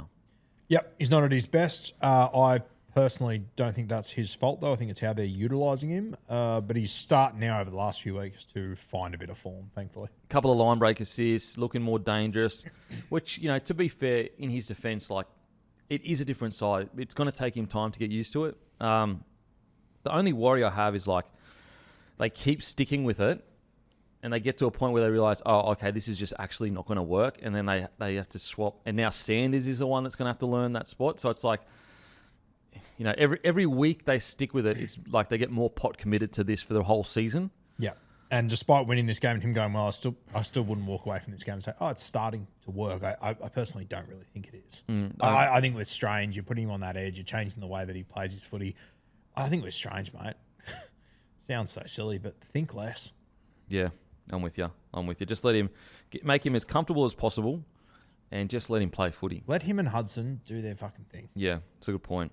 And just say I guess what's surprising for me too, and maybe it's a defensive thing, I'm not sure, but I feel like Sanders, if you said to him, mate, don't worry about the try assists and all that kind of stuff. Obviously, that's great if you can do them, but just get us around the park. And in good ball, just let Strange and Hudson Young do their thing. I'd love to get Ricky's thought process for why he's swapped them, especially when Strange is out, like on that edge. At the end of the year, he was the best 6 for Australia, really. Essentially, obviously, Well, it has to be but- because Sanders is just coming into the side and he plays left, right?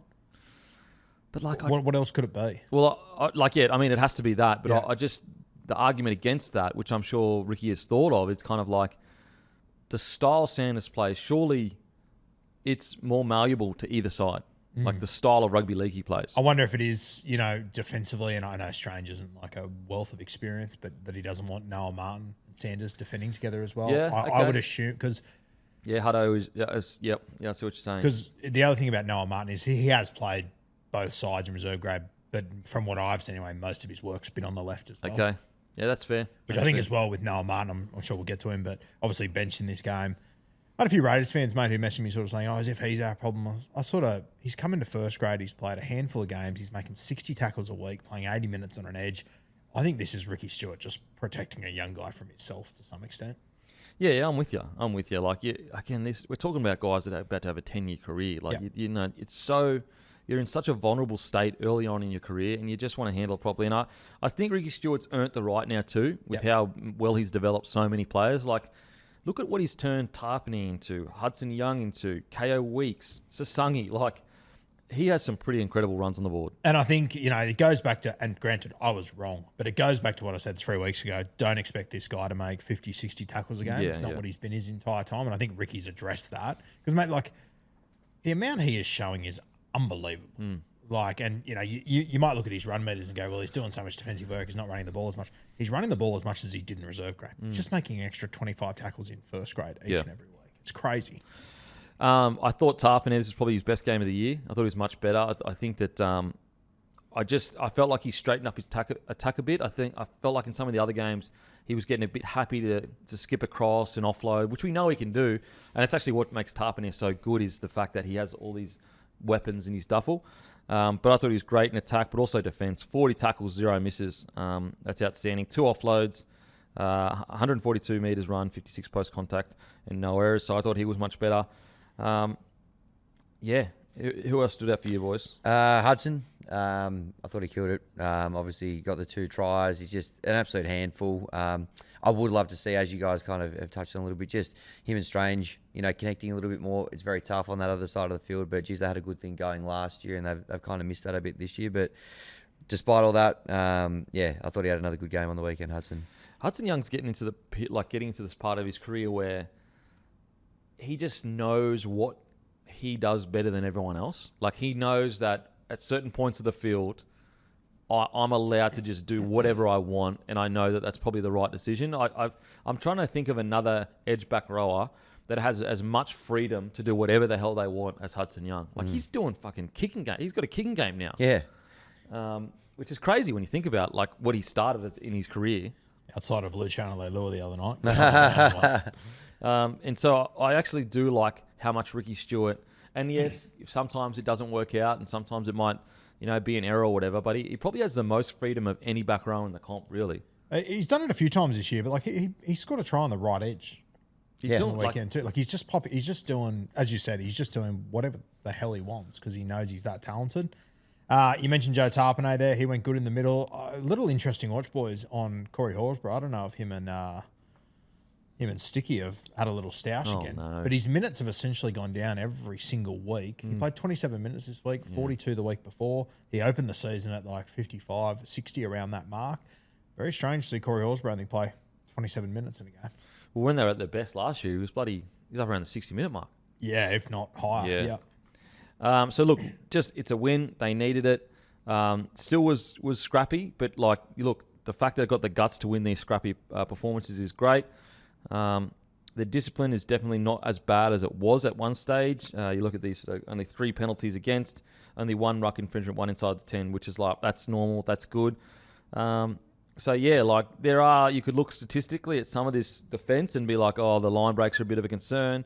But they won the ruck with a 3.36 second average play the ball. They essentially roughly the same as the Rabbitohs in average length of average set distance. So look, you can build off this. They haven't been shocking all year by any means or any stretch. And then now heading into next week, if they beat the Melbourne Storm, all of a sudden that confidence rises again and they get momentum heading into the middle of the year. So decent. They just need to get the win. Okay, on to the Rabbitohs. Talk about one that got away. Wow. They were gutsy. I'll give them that. They really were gutsy. I think that especially the back end of the match, they're a typical Wayne Bennett coach side that just don't give up, refuse to give up. But when you look at some of these stats, like they had 8 line breaks to 4. 8 line breaks to 4. Unfortunately, the game was there to be won. They had more possession of the ball, 52% compared to 48%. The problem for the Rabbitohs is they just make silly errors at the worst time possible. And it's killing them because they have these little patches. Like when they're all locked in and they're in gear, like almost no team can go with them. Like the Raiders are on the back foot. They're rolling down the field. But then all of a sudden they'll have this 5-minute block where it's error after error or, just whatever it is, a missed tackle here or there. They've just got to find a way to not be so patchy in games. Yeah, I think it's becoming a big issue. Have you got a mic, Matty? No. I don't even know which game this season you'd say they played their best 80 minutes in, realistically. It's becoming a huge concern for them. How patchy they are. Yeah, it is up and down. There's 10-minute periods where if you sat down on the couch and watched them, you go, this is the best team in the comp. Mm. There's other 10-minute periods where they're all over the place. Mate, I thought in this game, obviously Jai Gray went down injured. We want to wish him all the very best. Trell Mint moved to fullback. I almost felt it took Latrell 25 minutes to find his feet. And once he did, was lights out. Oh, He mate, was that try he flying scored. at that point. Mate, that try he scored. Holy shit. Oh, yeah. But yeah, that 20 minutes until half time, like it looked like to me Latrell was out on his feet. And then he just came out in the second half and just went bang. Yeah, that second half, Wayne must have said something to him because you're right. He did look a bit, strangely enough, a little bit lost at fullback for a period there. Yep. And then he came out in that second half and just went absolutely nuts. That try, like, there's not really any other fullback that scores tries like that. Well, there's not many players that score tries. Far out. To have somehow keep that ball in his hand like that, beating 5 or 6 players, like, my God. Well, when it comes to fullbacks, it's him and GI that score that try. Yeah, really. Maybe Turbo on his day, but really him and GI. Yeah, so it's the patchiness. And I think that the concern is that, you know, if you don't sort this out soon and you don't start beginning to set a standard, you know, that age-old saying Cam Smith said, like, all those little bad habits you have, they come out in the back end of the season. And so if this isn't sorted relatively soon, I feel like the problem I find with the Rabbitohs is they know how good they are in attack. And so sometimes instead of getting into the grind and going, okay, like, you know, we need to grind to win this match, they know that if they complete 3 or 4 sets one after the other, they probably can score a try. And it's probably the wrong mindset in today's game, just with how big momentum can swing. Like, we saw, how many momentum swings did we see in this game? Like, 10 minutes, Rabbitohs are winning, 10 minutes, Raiders. And then by the end of it, if that game goes an extra 2 or 3 minutes, fucking Rabbitohs win the game. And so they just got to, I just want them to, you know what? Similar to what, and the Roosters didn't do this game, but similar to what the Roosters did against Manly a few weeks ago, where they just stripped it all the way back, super conservative, and built into the game. And if I'm Wayne, like, I'm almost telling the Rabbitohs boys, listen, let's earn the right in the first 60 minutes to do all the fun stuff in the last 20 minutes. Instead of going out going, oh, yeah, we dropped the ball here, doesn't matter. If we complete 2 or 3 sets, we'll score in the corner after this, after those 2 or 3 sets. So it's not a personnel thing. It's more just a consistent concentration 80-minute thing. Isn't Keon just tough as nails? He exclusively looks like he's about to be ruled out for the season or the best front rower in rugby league. I can't believe he went the distance the other day. Mate, he was done. He was on one leg for 50 minutes. Yeah. Mate, I can't even believe he was hesitant to play in the middle. He is so consistent in the middle, even when he's busted. Yeah. Who stood out for you, Hammy?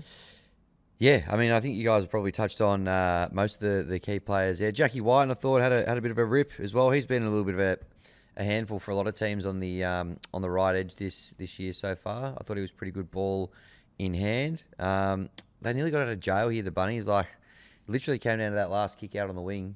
Yep. You know, if AJ takes that, you know, I'm sure Wayne still wouldn't be thrilled with the performance, but like they almost found a way to get out of jail. But they'll need to just tidy up those scrappy little patches because, as you say, when they're humming, they do look like they're top 4 side. Well, like for example, their kicking meters. Humphries had 278. Cody Walker had 138. Some of these other games, there's been like 700 kick meters, and I think that's a symptom of 2 things. They aren't really getting in the grind for the kicking game to have that much of a say, but also they're rolling up the field so easy that they don't need to kick long. Therefore, it's hurting their kick meters. Is Humphries Walker the combination? I'm not convinced it is the entire season. I think that once Glover gets back, the conversation will be interesting. I think Bud had a really golden opportunity to grab this by the collar a few weeks ago, and he just didn't take it, unfortunately. So you got Glover, you've got Humphries. There's someone I'm missing. Ward, Ashton Ward. He looked good when he was in there. He did look good, yeah. I don't reckon the music's quite stopped on the halfback jersey. Well, the Humphrey situation's getting a bit more complicated too because apparently he's going to get squeezed out salary cap. And when that stuff gets leaked, you're basically being told, we're not going to re-sign you. I feel a bit for Humphries because I feel like if he's given a fair crack for a long period of time, he can be a really good solid 7. I think especially in this side, yeah. Like I don't think you need a world beater in there. You just need someone to be consistent, and potentially it can be him. But as you said, the rumours of him leaving, not looking great. Yeah. Now, Jai Gray goes down injured quite early on. I got to say, geez, they missed him. He has 100%. Become so crucial to this side. Is there any reports on how long it's looking? No, I haven't heard anything Looked yet. painful. Looked very painful. Like he was in agony for a while He's there. a tough kid too. Yeah. So we wish him the best. Just the only other thing just to touch on is he was sitting on the 6-man bench. Ed Cossey. He's come over from New Zealand, obviously. Anyone that's watched Ed Cossey knows he's got a heap of mistakes, but you probably don't realise just how big this dude is. Huge. He's 193 centimetres, 110 kilos. He scored 4 tries in the first half of New South Wales Cup. No way. I personally, they essentially swapped Cossey for Hayes and Mellors, which I think was a mistake. But fuck, if Bennett can round out the edges of Ed Cossey, Yeah. you could have a serious problem on your hands. He is there. massive. The He's potential so is huge. Yeah. Yeah, so look, they got to find a way to get more. I just feel like they need to bring it all back. The problem is, the concern I have is Humphries is a rookie, and he with Reynolds in the side, he was so good at making the boys play conservative, just pulling everyone down, pulling everyone back. And I know it's forever ago. I'm not having a crack at the Rabbitohs. I'm more just saying the type of player he's a senior 7. And I just, I don't know who in this roster has the presence or the experience to be able to tell Cody Walker and the boys just to let's just pull it back a little bit. I just get a little bit worried that their mindset is always going to be, we can attack our way out of this situation. Yeah, and as you said, you're not sure who has the presence. I think the reality is no one has the presence to be able to say to Cody, hey, and Latrell. Maybe Cam Murray, maybe. He's had plenty of chances too, though. Yeah. Okay, on to the next game. Roosters versus the Sharkies, 34-22. Don't forget, guys, Bloke jerseys, 2026 jerseys, dropping May the 4th. In the OG colours, great material, high-quality material, guys. You won't want to miss it. What a strange game. So, Roosters come out, and I'm like, okay, this is the Roosters who I thought were going to come out. Super clunky, heaps of errors, didn't learn a single thing from their win against the Manly Seagulls. They managed to stay in the game somehow, some way, stay connected to the scoreboard.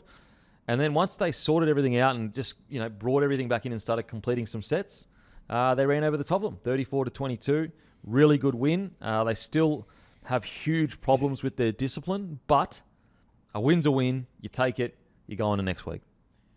I have no idea what to read into with both these sides. I had no idea going into this game. I thought it was a genuine coin toss. I come out of this game with probably less idea, only because the Roosters, we know they're capable of doing this. It's just what you're going to get week to week with them. Roosters obviously coming off a bye, 2 weeks to prepare for this one. I thought that Victor Radley coming back into this side, he was really good. I thought small minutes, but I thought Vaketti was really good with him. They Yes. seemed to partner each other well. Yep. And I just, probably the difference in this game was just the little moments that Mark came up with. Didn't score a try in this game, but just a couple of really key moments that he came up with that just proved to be the difference for me. Yeah. The problem is okay, Roosters do this against the Sharkies. They managed to get away with that terrible start to the game. At one point, it was 60% completion. The problem is they do that against the Panthers or one of these top-tier sides. They get blown out of the park. The game's over before it's even begun. Yeah. I mean, you do that against the Sharkies when they're on a proper good day. It's see you later. Yeah. So it's just it's hard to... I'm with you, mate. It's hard to take too much away from it because they're so scrappy, these wins that they get in some of the time. And the Sharkies, they just didn't hang in there. But I'm with you, mate. I thought, I did think that the inclusion of Radley does really shore their middle up. But it's hard to be too confident walking away from this one. What do you think of this one, Hammy? Yeah, the Sharks, they definitely let this one slip. They led 22-6 at one point in the game. Obviously conceded one right on halftime, 22-12 at halftime. The Roosters have got these kind of performances in them where they just, let it take. They're their own worst enemy. Just, penalties, errors, whatever it might be. That's the story that it was in the first half. Whatever Robbo said at halftime must have worked because they got going, in the second half. And, it was another one of those games where once the momentum kind of swung and got in behind them with some of the new rules and whatever, they got over the top. So 34-22, still clunky, lots of issues. But there were some players who I thought had a pretty decent hit out for the Chooks. Silly question because he played so well and, affected the result. But do they use Marky Mark enough? Probably not. I feel like they should create more good ball opportunities for Marky Mark. when he's the last leg of my multi, I'll give you the hot tip. Anywhere near enough. I sort of sometimes I just think there's an element of when you have a guy like him, just to give him more ball, see what he can do. Yeah. Essentially, but once again, like they win the game of football. It's hard to critique this side, but I thought DCE really good game for the Chooks as well. Scored a double here, good support play there. I thought it was probably Angus Crichton's best game he's played this season. Yeah. I think he's been a little bit off this year, realistically. I think he had a child during the week, so shout out to Gussie and the family there. But yeah, if in 2 weeks' time we're talking about the Roosters that they've lost their next two and we don't know about them again, I won't be shocked. If people are telling me they're a top 4 side in 2 weeks, I'll go, sure. I just still don't know where I sit on them. Look, some real positives is Hugo Savala. Yeah. I thought he was great. I was going to say, and the centres there, obviously playing out of position, played a lot in the halves last year, but they just chucked him in there. He was able to do a job, set a couple of tries up. I thought he could probably hold his head high for, it might be a good little long-term-ish stopgap for them in the centres while Billy Smith comes back from an injury. But yeah, I thought he was one that stood out for me as well. Hugo is like an optical illusion. You watch him play and he just looks like another footballer. Then they score a try and you see the reverse angle and they're walking back and he's 2 foot above everyone. It's huge. He is enormous. So big, so athletic. And I like the positive if he can play centre regularly. And it sucks for Billy Smith, but he just cannot catch a break injury-wise. Genuinely. And so if Hugo... Is Billy Smith a better centre than Hugo? Yes, I think so. However, there is something to be said to be able to build a combination of centre wing and centre to your inside man as well. And I wonder whether, maybe Hugo, if he keeps playing like this, keeps that spot, not necessarily because he's a better player, just because he's going to be there most likely more often. And also, I don't mind the idea of Hugo Savala coming in and being a bit of a link man with the halves. On top of that, now they didn't really do it that much in this game, but bringing him in for long kicking game. Yeah. Bring him in some big kicks. He's got a big boot on him. We saw how good it was last year. I don't mind that. Yeah, very similar to what South Sydney do with Trell, essentially, in there. Just going back to my point before, we talk about Hugo Savala, how big he is.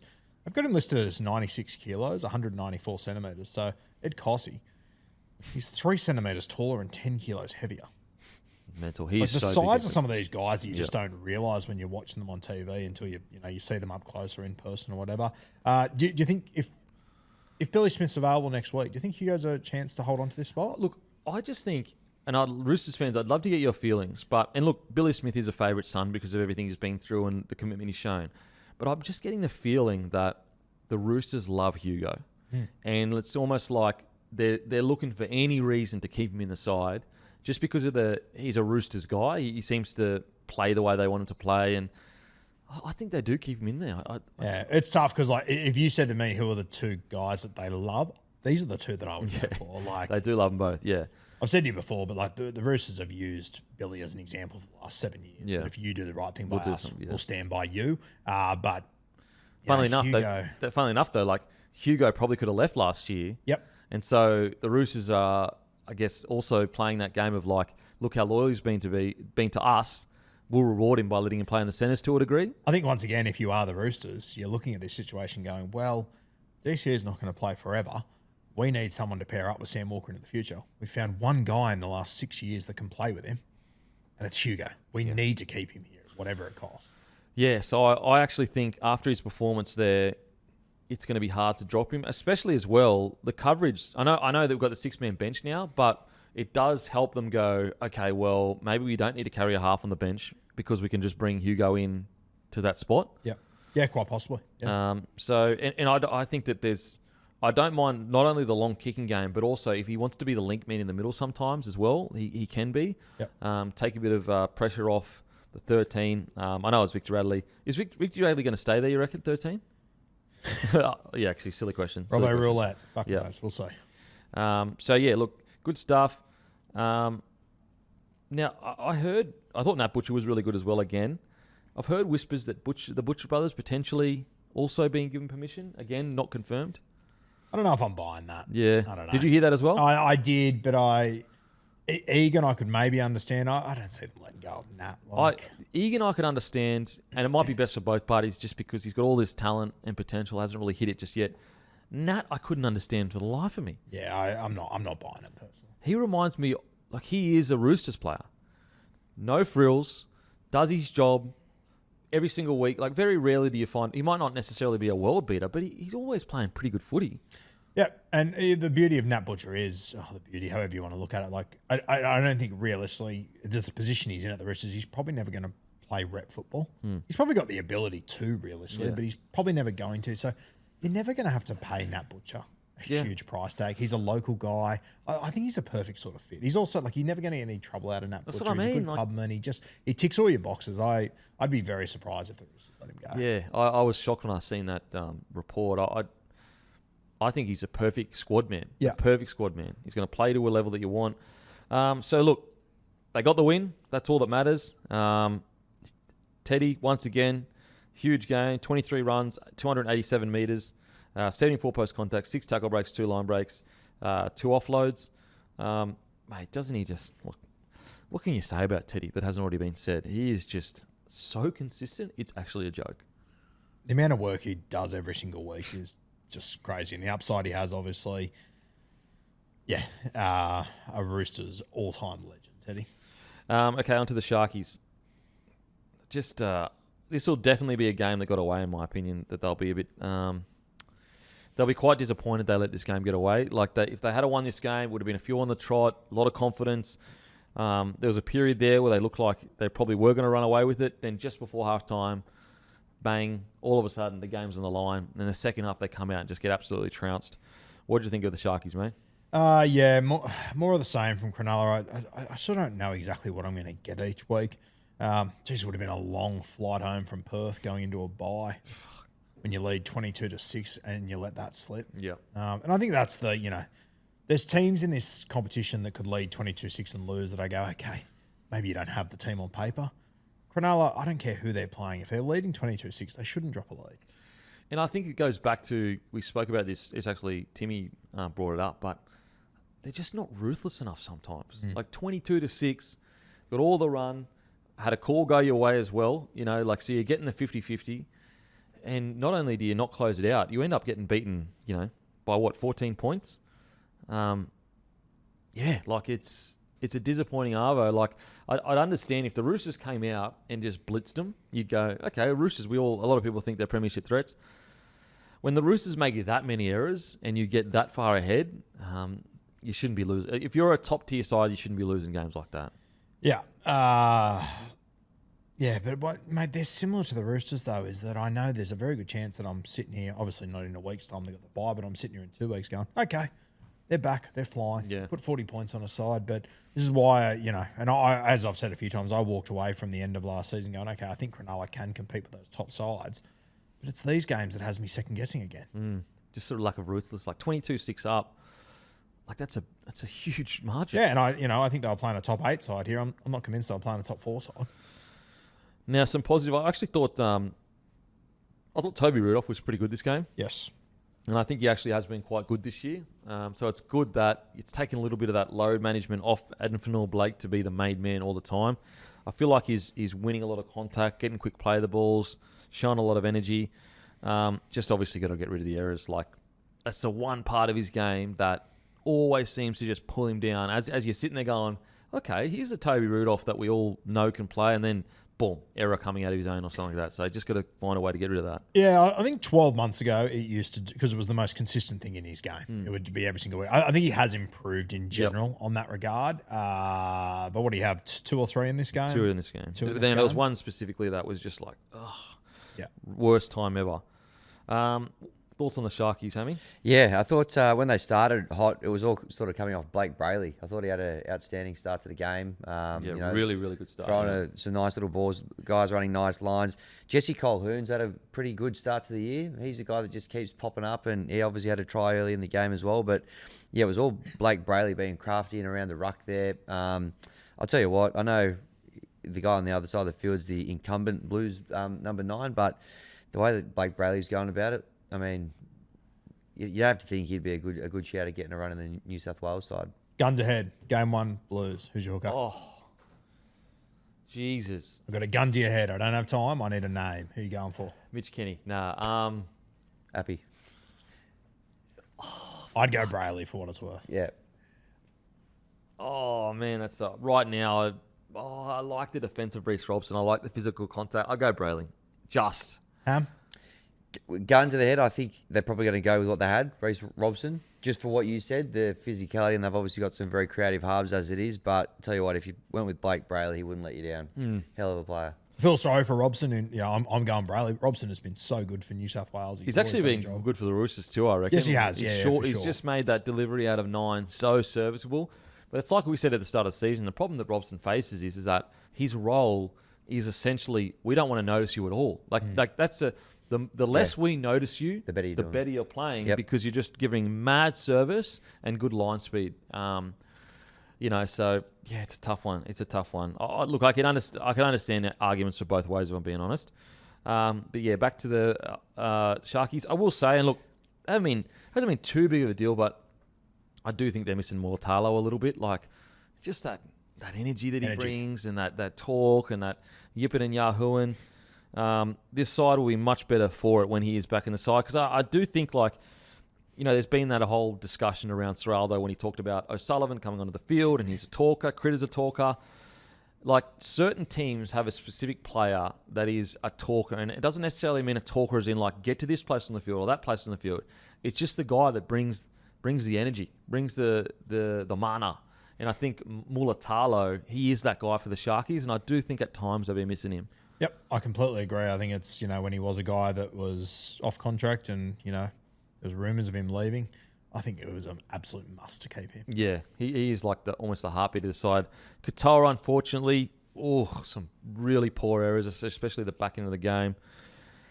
He's a tough one, man, because he's so good at bringing the ball out of his own end, got great footwork, usually a really good finisher, but just, even like little things, like, so there was an error from Katoa, and then, when Connor Watson just made it out of the in goal, if you go back and look at the replay, Trindle's trying to one-on-one rake it out of his hand, and you're just like, Tricky, just tackle him in the in goal. Like, you don't need to. The game is not, it's not the last 3 minutes where the game's on the line. You need to score right now to win it. Just little things like that just the lapses of concentration for the Sharkies. So, yeah. Look, I'm confident they'll turn it around. Turn around's the wrong word, because they've had a pretty good month of rugby league, but I think they'll be okay. It's just a matter of, can they take that next step? I put one of the great mockers of all time on my boy Kale Itero as well a few weeks ago. He's missed 17 tackles since I said he might be the best defensive centre in the comp. Oh, God. So it's good to see. Buy's come at a good time for him. That's good. Yeah. Okay, on to the next game. Warriors defeat the Melbourne Storm, 38-14. And this is our KO can't miss moment. It is the Warriors. Round 7 is here. We've had big upsets, surprise packets emerging. Thursday, we have Cowboys versus Eagles. Friday, we have Raiders versus Storm, which is exclusively live to Fox League, followed by Dolphins v Panthers. And all Super Saturday games are exclusively live on Fox League, included with KO, and these are Warriors, Titans, Rabbitohs, Dragons, Tigers, Broncos.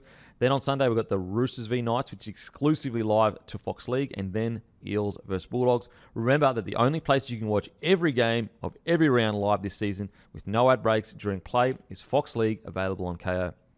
I tell you what, I've seen the Warriors be hyper-aggressive before, but they don't have the discipline. They don't have the flair. Not the flair. Sorry, they've always had flair. They don't have the smart ball playing around the ruck, the smart getting to certain systems. They don't have the smart systems to get to. So I've seen the hyper-aggressive. Matter of fact, back in the day when you played the Warriors, usually it was like, guys, we just need to get through 20 minutes of hell at the start of each half. And if we stay mentally tough enough and we get bashed around a little bit in the last 20 minutes, that's where we'll find our joy. I've never seen a Warriors have that old school mana, that old school aggression where you're sitting there going, what is happening right now, mixed in with the smart footy, the getting to certain points on the field, the systems, the good kicking game.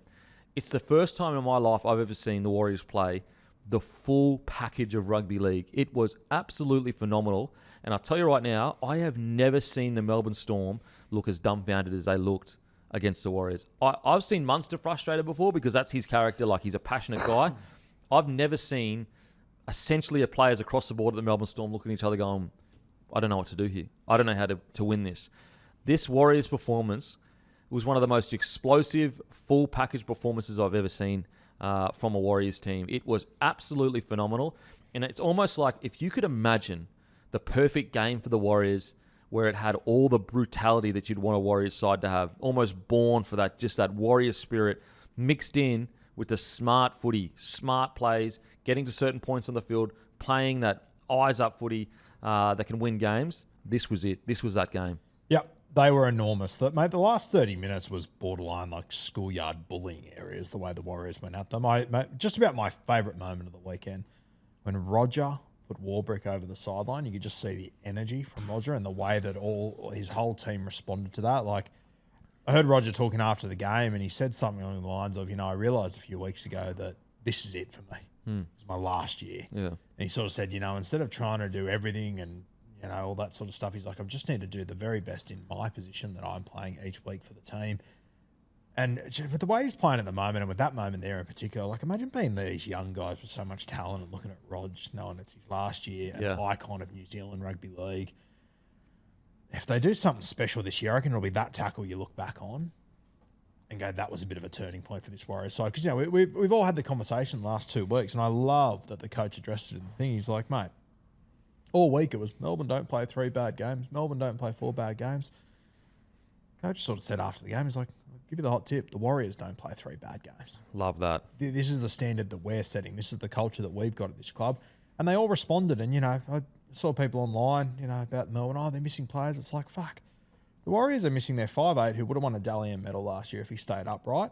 They lost their 2 starting centres coming into this game.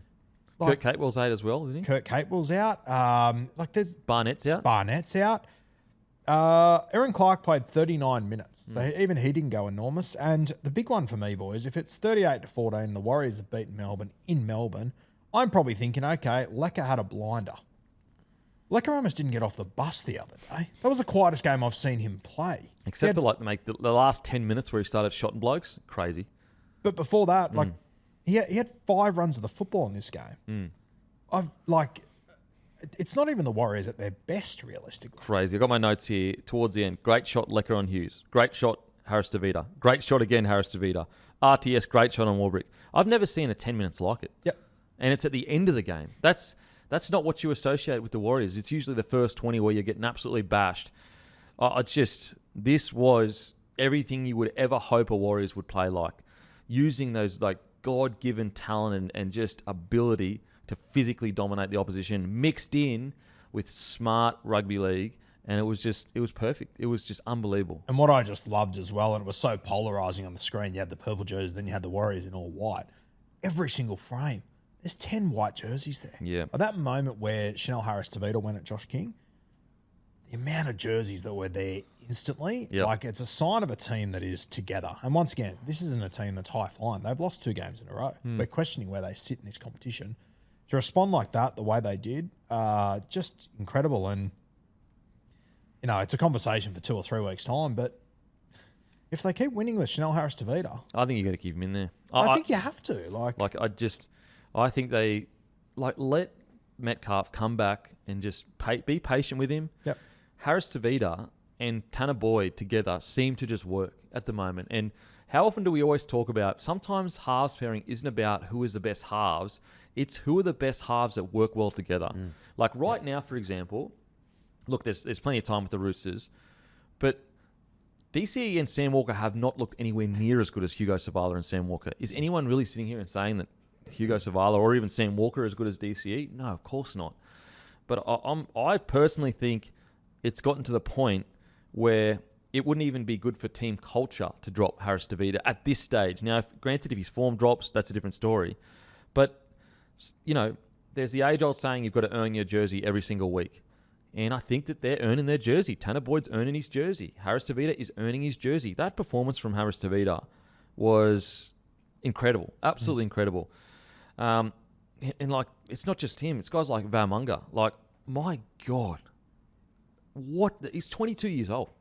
He's 22 years old, and he's the bully on the footy field. Make that make sense. Yeah. It is just unbelievable what they did on the weekend.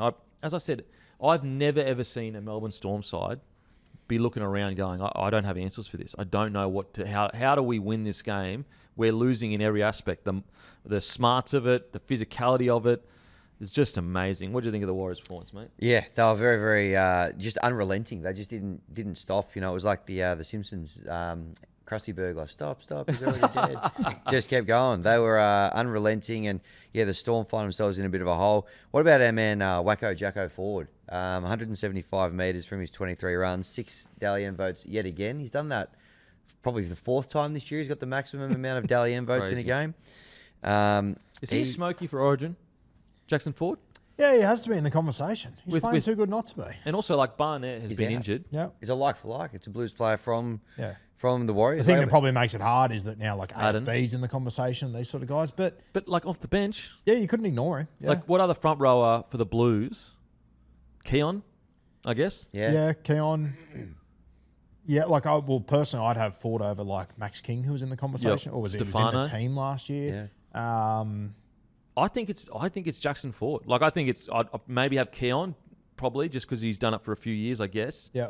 But right now, that Current front form. row... Sorry? Current form. Yeah, current form, right now, that front row bench spot, I think Jackson Ford... It's between Jackson Ford and Keon, I'll put it that way. And it's the exact same situation. You're going, who can you replace at the Blues who will replace Mitch Barnett? He's literally exactly done that at the Warriors, and they haven't missed a beat. So, they've had a little dip here or there, but he's been outstanding. So I think It's got to be between him and Keon, surely. You've left Twal out of your team. Well, Huge. no, I mentioned him the other week that he's a smoky as well, and I'm still I'd still throw him out there for sure. Bit of a different type of player to probably Jackson Ford, but I reckon the way that Twalo's going, he's every chance as well. Joe May's the other one as well.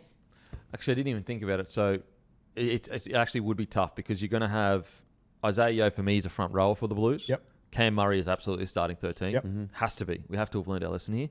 And then you've obviously got Payne Haas. So, Adam Norblake would probably get You that. say we have to have learned our lesson. Well, Nice to have you on board, mate. we as a panel of people. But look, he has to be in the conversation. He has to be in the conversation. I mean, he'd be leading the Dally-M's round, wouldn't he? Back on Cleary, top. I think. Still, But Cleary wouldn't have got Yeah, any he points wouldn't on have the got weekend. points the other day, so he probably is leading it now. yeah. I think the other one that'll be in conversation, which I meant to mention in the last game, Tommy Yager actually brought up the other day. Talis Duncan, I don't mind as a shout. And he had play some edge, really can play strong middle. points too because he Yeah. can play centre. So he does actually cover a lot of positions which you need in Origin. I think it's a little bit too early, but I don't mind the yarn. You talk about CBAs. I remember watching Talis Duncan playing with Tommy Yager years ago. Oh, with no Fiji way. Dolphins. Yeah, a couple of young bucks. You know what's crazy? Finding Is their front. what's crazy with Talis Duncan as well is like there was a period where he couldn't even. It looked like he might leave South because he couldn't get a start, and now he is fucking unbelievable. Crazy. So yeah, listen, the Warriors. What a great game! That I've never seen the Warriors like that. Like I've seen the Warriors be super silky, super smart, conservative, hold the ball, grind teams out of the game. I've seen that ever since Webster's taken over. I've seen that. I've seen under Ivan Cleary have a bit of a mixture of both when they obviously made the grand final, but it did probably lean more towards the super silky SJ just doing amazing things. But have I ever seen the Warriors mix both so perfectly? I don't know. I don't know if I have. I really don't know if I have. That's how good they were. Unbelievable stuff. Back at home this week, taking on the Titans, Saturday, 3 p.m. Ooh. The key is now, like such a key, they cannot come out and be complacent. Like they cannot come out and let that, because then it's like, it's almost pointless then. Like if they come out and they're not consistent, they come out, be complacent, it's a tight game, or they even lose to the Titans, that win means nothing. You essentially erase the meaning of that win by doing that. Let's say Adam Pompey and Chancellor Clockstart are available this week. Do you bring them back in, centres?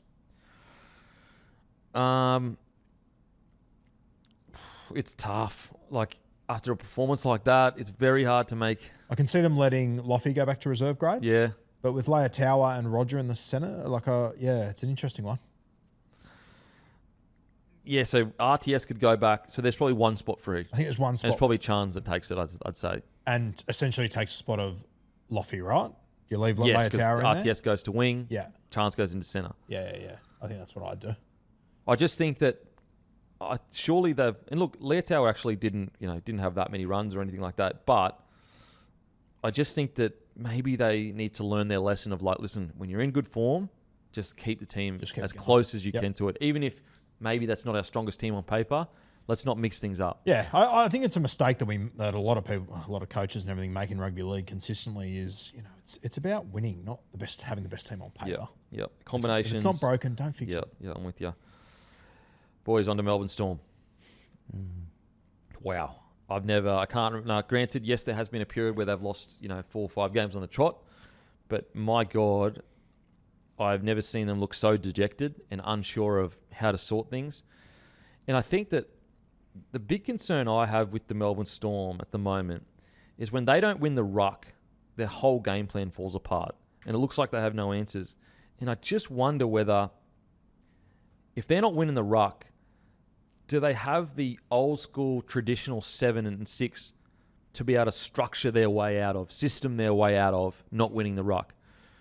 Whereas I look at, say, for example, the Panthers, I rely on Cleary. He is crafty enough, if he's not winning the ruck, to come up with a play to kind of like get the momentum back. And I just wonder with the Storm, they're such a front foot, attacking flair team that when they're not winning the ruck, and they got pinged for so many 6 agains there on the weekend, and clearly the ref was having none of it. I just wonder whether their plan B isn't as strong as maybe past generations of Storm players. Yeah, I think it's very fair. I think there's an element of current teams. I think they're looking at Melbourne very differently. I still do, a weekly podcast with Sowie, and whenever it gets to a preview about Melbourne and Amy Park, you can hear it in his voice. He goes, "Oh fuck," because for him that was a death sentence. Yep. You never went down there. You never won. It was terrifying getting on the plane. You hated being there. I'm just not sure if teams feel the same way about this current Melbourne side. I personally don't think they do. I think they've lost a little bit of that intimidation factor that they once have. Like, you used to have teams get off the bus at Amy Park and they'd already lost. They lost it on Tuesday when the team list came out. Yeah. Like, psychologically, I think with the way that their edges are defending and the way that if you manage to contain Stefano through the middle, there isn't that much punch through there. And, people say they've got injuries, which sure, but who's coming back into this side that's going to turn the world upside down realistically? And they do have injuries. There's no denying that. But yeah, I'm with you. Like, who's like, I'm with you. And I look at it as well, and I go, are they struggling with how aggressive refs are managing the ruck? Like, for example, they gave away 14 penalties. If you include rucks, they gave out 7 ruck infringements and 7 penalties on the weekend. And are they hurting by the fact that, like, wrestle at the moment is almost non-existent? And they usually are the best at wrestling and holding people down. I wonder if that's hurt them this season, where they've really struggled because the refs are so aggressive at quick play the balls that they can't get on the ruck and win it. Yeah, you got Xavier Coates, who's out till about round 10. I think Lasardi should be back this week or next, which is a big plus. Sean Blaw's played reserve grade the last 2 weeks. But, like, for me, that doesn't solve the problem. Well, through the middle.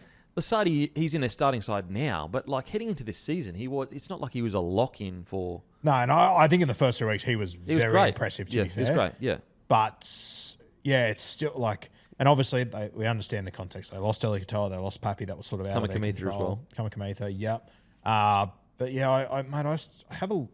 My big concern with Melbourne is, and I have no doubt that if they get a good run of bottom 8 teams, they'll put them to the sword. No doubt about it whatsoever.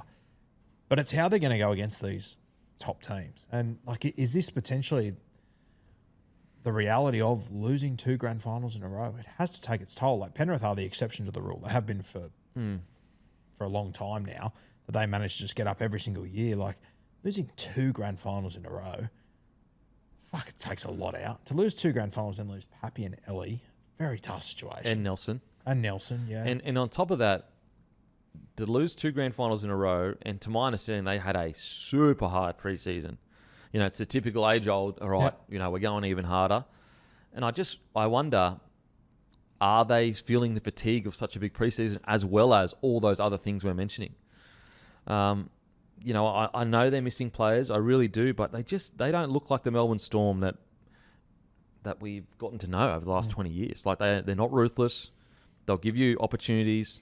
Their edge defense has been a problem for quite a while now, and it's just been covered up by the fact that their attack is so good. The Raiders pack has been so far below their best this year. I think that pack would be looking at this Melbourne side this week going, let's fucking go. Yeah. Oh, I'm with you, mate. I've got to say, Trent Lioro, Mate, he was outstanding in Origin last year, and he built a game on being an incredible defender, like just so good in contact, all the little things.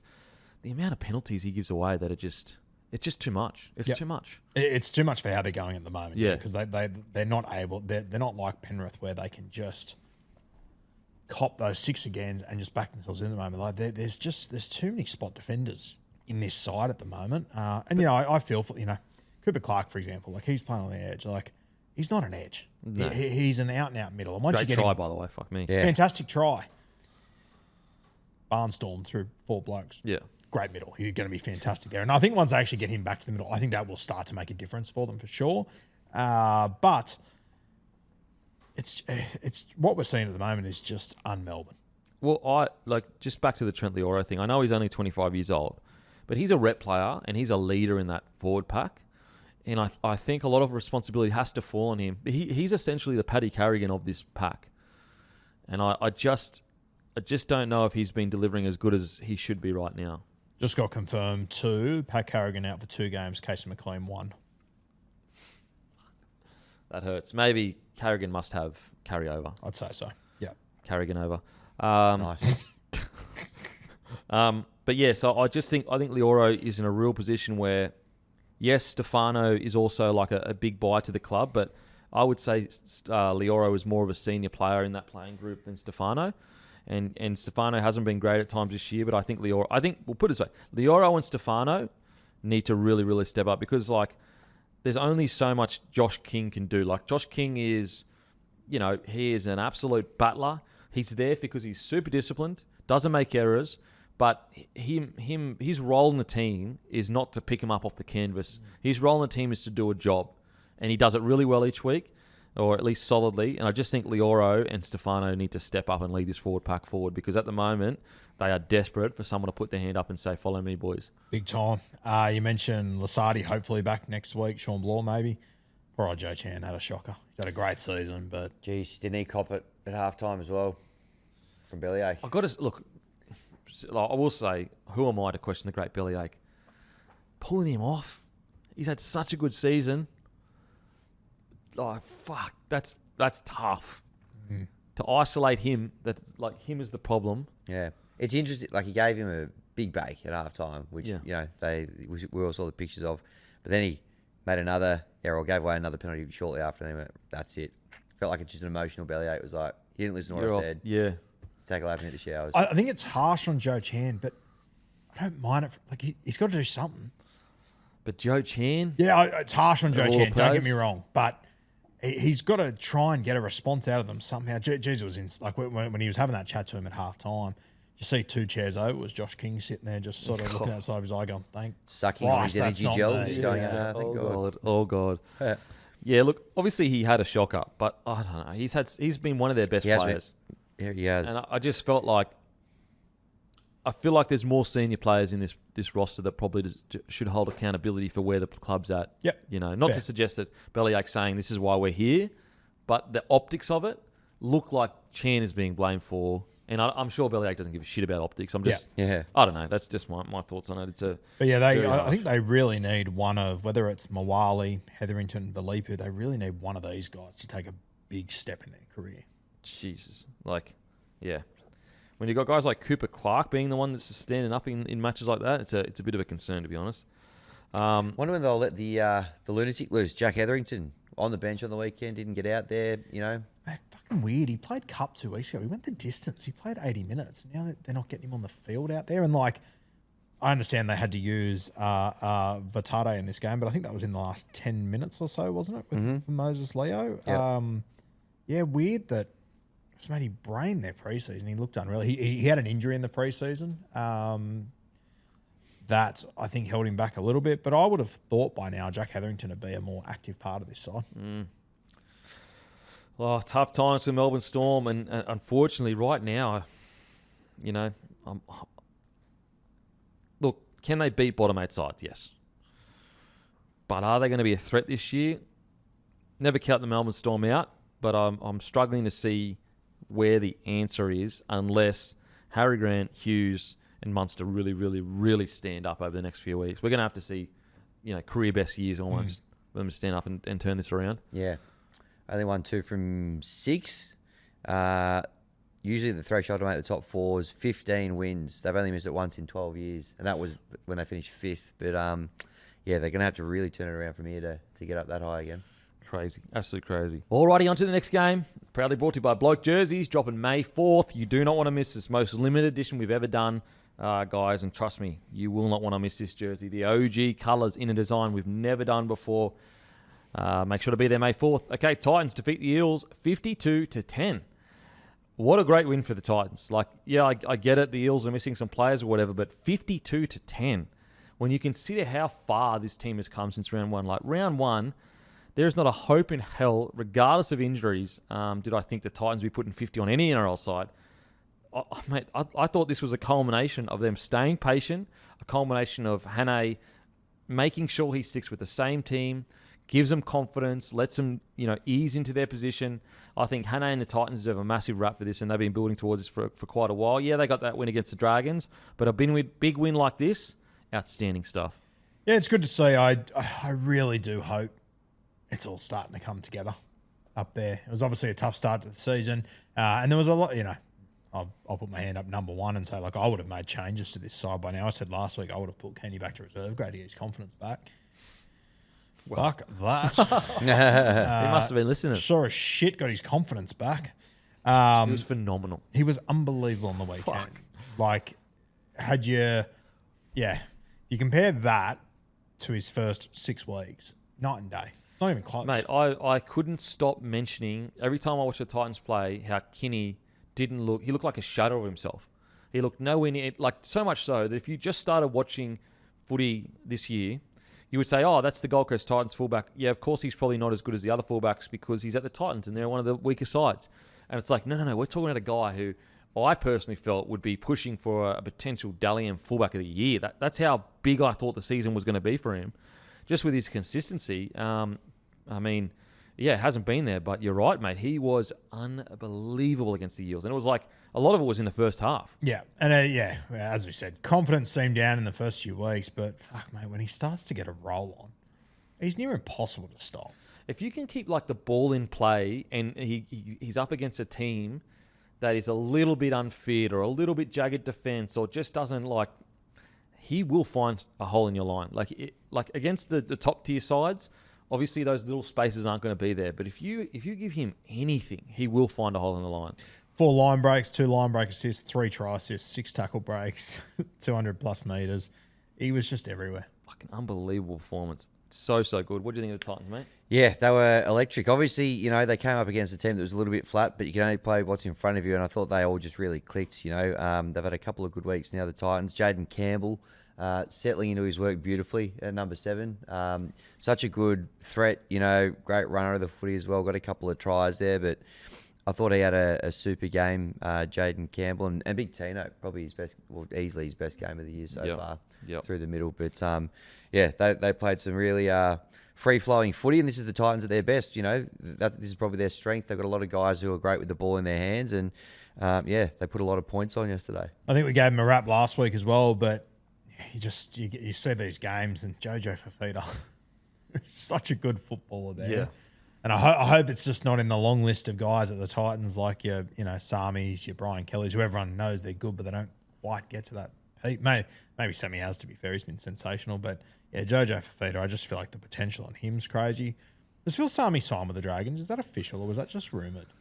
I thought he was... Look, it looked like it was a done deal. But I don't know if it's official. Can you check for this, please, Matty?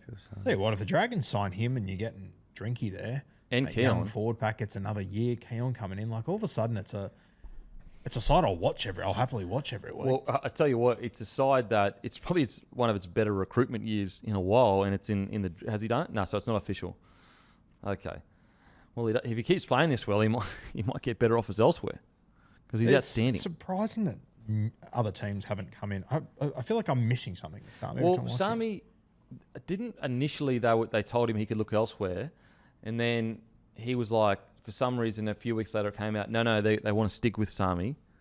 So I don't know what it would be. It's very. It's a he weird feels like a situation. winger that you. Surely he's not getting overpaid. He's not on overs. How many games do you reckon he's played? Be like 150 now, wouldn't it? He's 148. He scored 74 tries. Fucking not bad ever from me there, just quietly. Well, he's going to be. He's most likely going to be the Titans' top try scorer, isn't he? Yeah, I assume so. Yeah. 74 tries. I wouldn't have many guys The over Don. 100, would they? The Don. Yeah. He's chasing the Don. But yeah, mate, Philip Sammy, like he is just. I feel like he's been doing this for quite a while too. Yeah. And if he was at another club, he'd be getting far more recognition. I'll never forget a few years ago. Like I felt like he was pretty unlucky not to get selected for Origin. That's how good I thought he was going. Yeah. Yeah, Did well, he play in the? he played in 2020. Yeah. But yeah, he's played well enough since then. I think if he wasn't playing for the Titans, he probably would have got a bait somewhere. Yeah. He was outstanding. I thought it was Tino's best game by far. So it seems like whatever systems are being introduced or training styles or whatever, it seems like the key players are really starting to understand what their role is and where they can kind of input. Because essentially all their key players stood up and killed it. Yeah. So really, really good performance from the Titans. Who stood out for you outside of those boys? Jaden Campbell, mate, how good was Jaden Campbell taking the intercept and then getting to about the 40 metre and going, I can walk it in here. Yeah. It's got Presto written all over at that moment. It's just, he's so good at that. And it's not the long ball that he gets. He gets that little short ball and he just like pops his little hand out, pops it up, and just thanks for coming. It's going to be so good to see him getting around in the Chargers jersey in a couple of weeks. His old man wore back in the day. That's an ATS that'll be getting a fucking hiding from that weekend. Yeah, look, another thing I will say is like, you know, I didn't necessarily fully get on board with it, but I mean, Lockie Ilias at 6, it seems to be working. They're getting a little bit better at times. Like I'm still not sure about Brimo at centre, but seems to be kind of working. Yeah, looked good on the weekend, Ilias. Mate, the other one that I thought looked really good was Oliver Pascoe.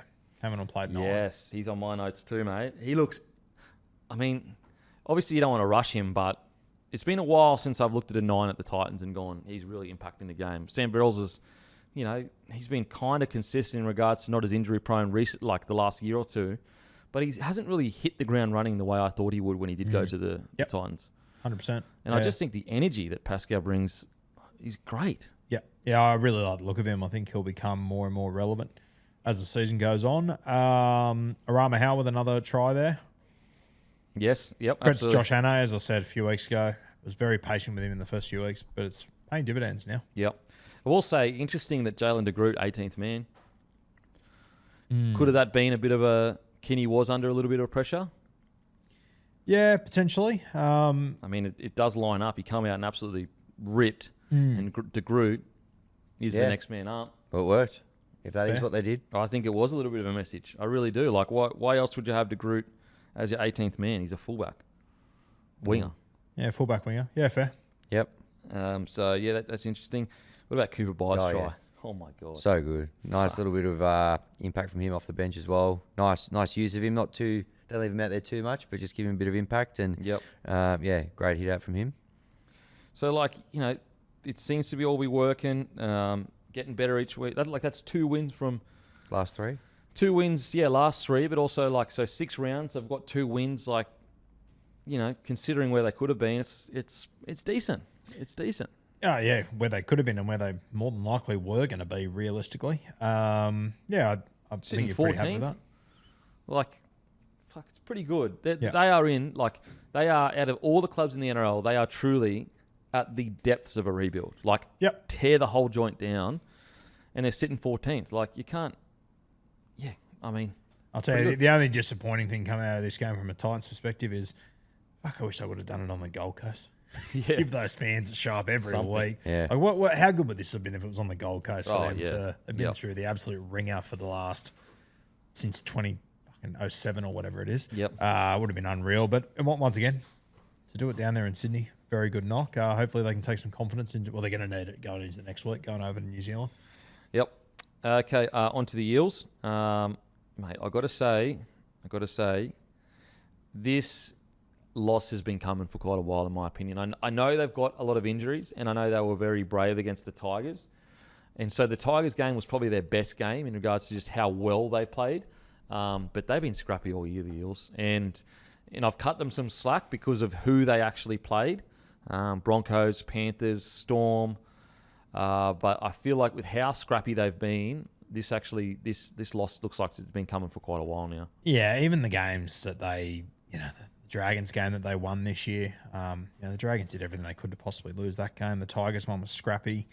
I think you're exactly right. I think a game like this has been coming for a while. I didn't think it'd be the Titans. I sort of thought it'd be next week against Canterbury, and it might still will be again.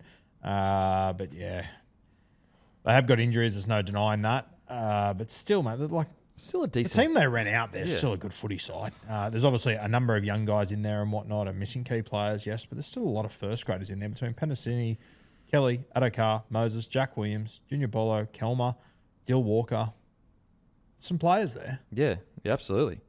And I've got to say, like, I think Mitch Moses he's been pass mark so far this year. But again, if you woke up this year and you only started watching footy, you wouldn't be saying Mitch Moses is one of the best sevens in the comp this year. I think he's been pretty quiet, to be honest. Yeah, I think it's been a marginal pass mark. For how the team's performing and for the expectations we had of him going into this season. I'm obviously each year I want Moses at halfback for the Blues, Cleary at 5'8", but the way it's going, I don't know if I could pick Mitch at the moment. I don't think you could at the moment. I really don't. And the scary thing, I think, for the Eels is, like, they look a little bit like they don't have answers right now. Like, they are so sloppy.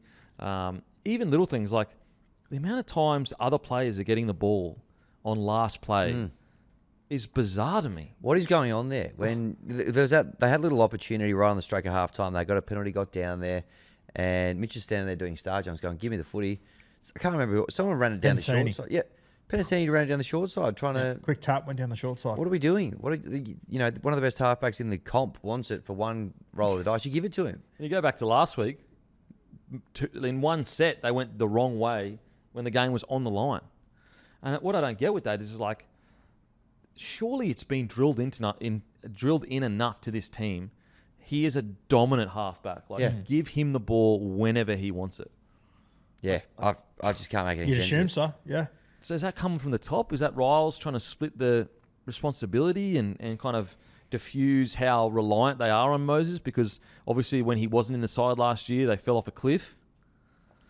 Maybe, but you've got a marquee play. I think you want to be a little bit reliant on him. I just think they're going too far away from it, personally. Yeah, like I feel like with Moses, you've just got to face reality that this team right now is not a top 8 side without Moses. And that sucks. And it would be awesome to be able to, like, fill the void. But I almost, it's not in the same boat as Tamalolo, because Tamalolo and Peyton just for some reason never got along. But, like, it's similar-ish in the sense that, Peyton wanted to just disperse the reliance on Tamalolo. But it's like, at some point, you've just got to accept the whole salary cap, the whole club has been built around this guy. We've just got to lean in. Yeah, and the reality is you've got a guy playing fullback who usually would be Iongi, who's in the early parts of his career. You just let Dill Brown go, which was fair. You've got a young guy. Like, you literally brought Jonah Pizzette for a 12-month Band-Aid in there. How can you not? You got 2 young hookers that you're utilising. How is the game plan not? We build everything around Mitch Moses. Yeah, I don't understand maybe it. in years to come, you might be in a position where not everything has to be Mitch. Hot tip, that's not now. Yeah. No, I'm with you. Like, you might point to the Sharks, but it's like, do you know how long it took them to build what they've built, the Sharkies? Yeah, and the Sharks also have, Trindle at the peak of his powers, Blake Bradley at the peak of his powers, Will Kennedy's, late 20s. Mitch Moses is 31. This is when he should be playing his best football right now, and he's not getting the football. Strange. Like, he had 8 runs for 55 metres. He didn't have a try assist. He had, I think, 1 line break assist and 10 kicks, 2 errors. Well, the other thing is as well, like, Mitch Moses, I think it was pretty evident he hurt his groin last week. If he's out there, use him. Like, if you're taking enough risk to put him out there, put the game in his hands. Yeah, I don't understand it. It really is strange as anything that's happening. Like, there was one period, and there was one period where whether it was the 6 or the 1, they were doing the bombing in good ball. And the worry I have with that is, like, listen, if he's so not fit to play, you probably just got to bite the bullet and let his groin recover and then bring him back in. Especially when you got to, like, what was it? Phil Sami scored in the 57th minute, which was curtains for me. Yeah, bring him off. Take him off the field. Yeah. Strange. You know what? I'll say in our defence as well, this isn't just a single game issue. This has been since round 1, in my opinion. Like I haven't seen Mitchell Moses anywhere near as good as we have seen him before, or as dominant. Like, it's like watching a different player play, seriously. Yeah. Compared to the Moses that we saw, where he is so dominant, gets the ball whenever he wants. So very strange stuff. Yeah, like, to be honest, this loss has been coming for a while. I am actually getting a little bit concerned about they've got a lot of long-term injuries. It does look a little bit like they're without answers. And my concern is, even when they were at relative full strength, they were not playing the same Eels footy that we saw them play last year. Yep. They got the win against the Broncos, but that first 20 minutes, they were getting blown off the park and ended up being, 40-30 or something like that? Yeah, 32-40. Yeah, so it's like, I'm a little bit concerned for the Eels. I really am. One little shining light, and I mean, I'm white-knuckling here for a shining light. But, Lorenzo, who was on the 6-man bench, future 5'8" at the club, hoping he gets on the field over the next few weeks. Really talented kid who I think he will probably be the guy long-term to come in at 5'8". So want to keep an eye on there. Okay. On to the next game, guys. Tigers v. the Knights.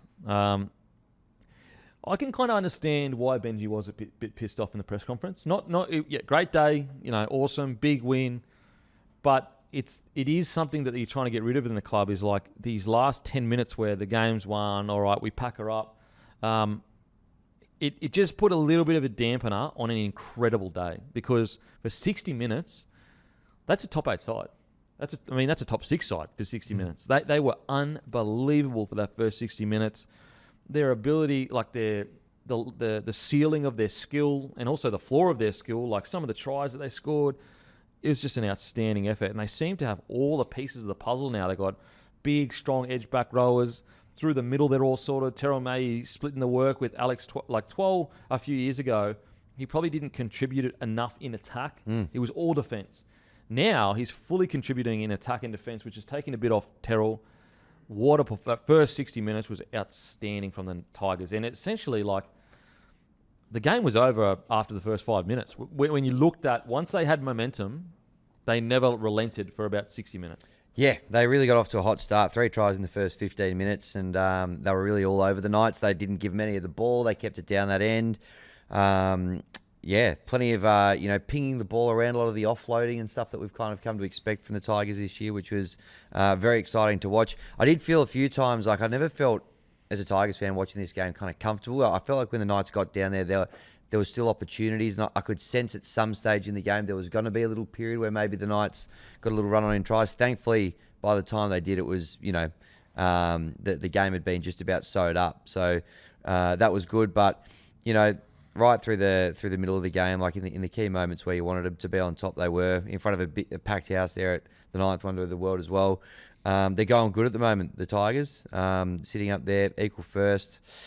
It's a very unfamiliar feeling, but I'm enjoying it, I got to say. Root?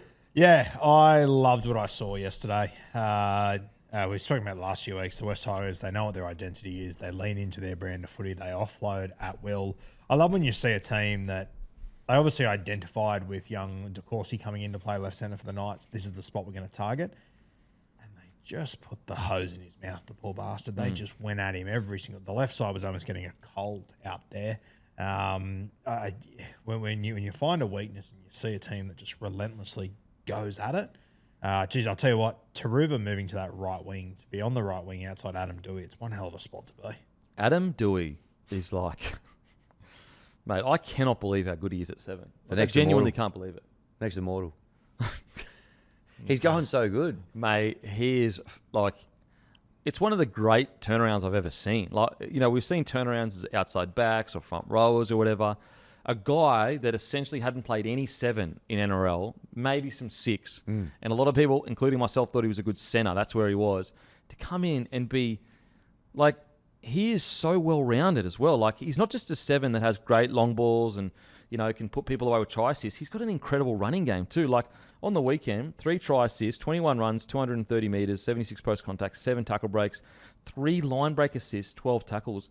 Like, that is a unbelievable performance from Dewey. Are Matty Burton's days numbered in the 18 jersey for New South Wales, potentially? Like you look at Adam Dewey, the form he's in, he's playing incredible. I would argue he can cover more positions. He's also a guy that if you get desperate and you had to chuck him on at lock through the middle, whatever, I think he'd be able to handle it a little bit better than what Matt Burton could.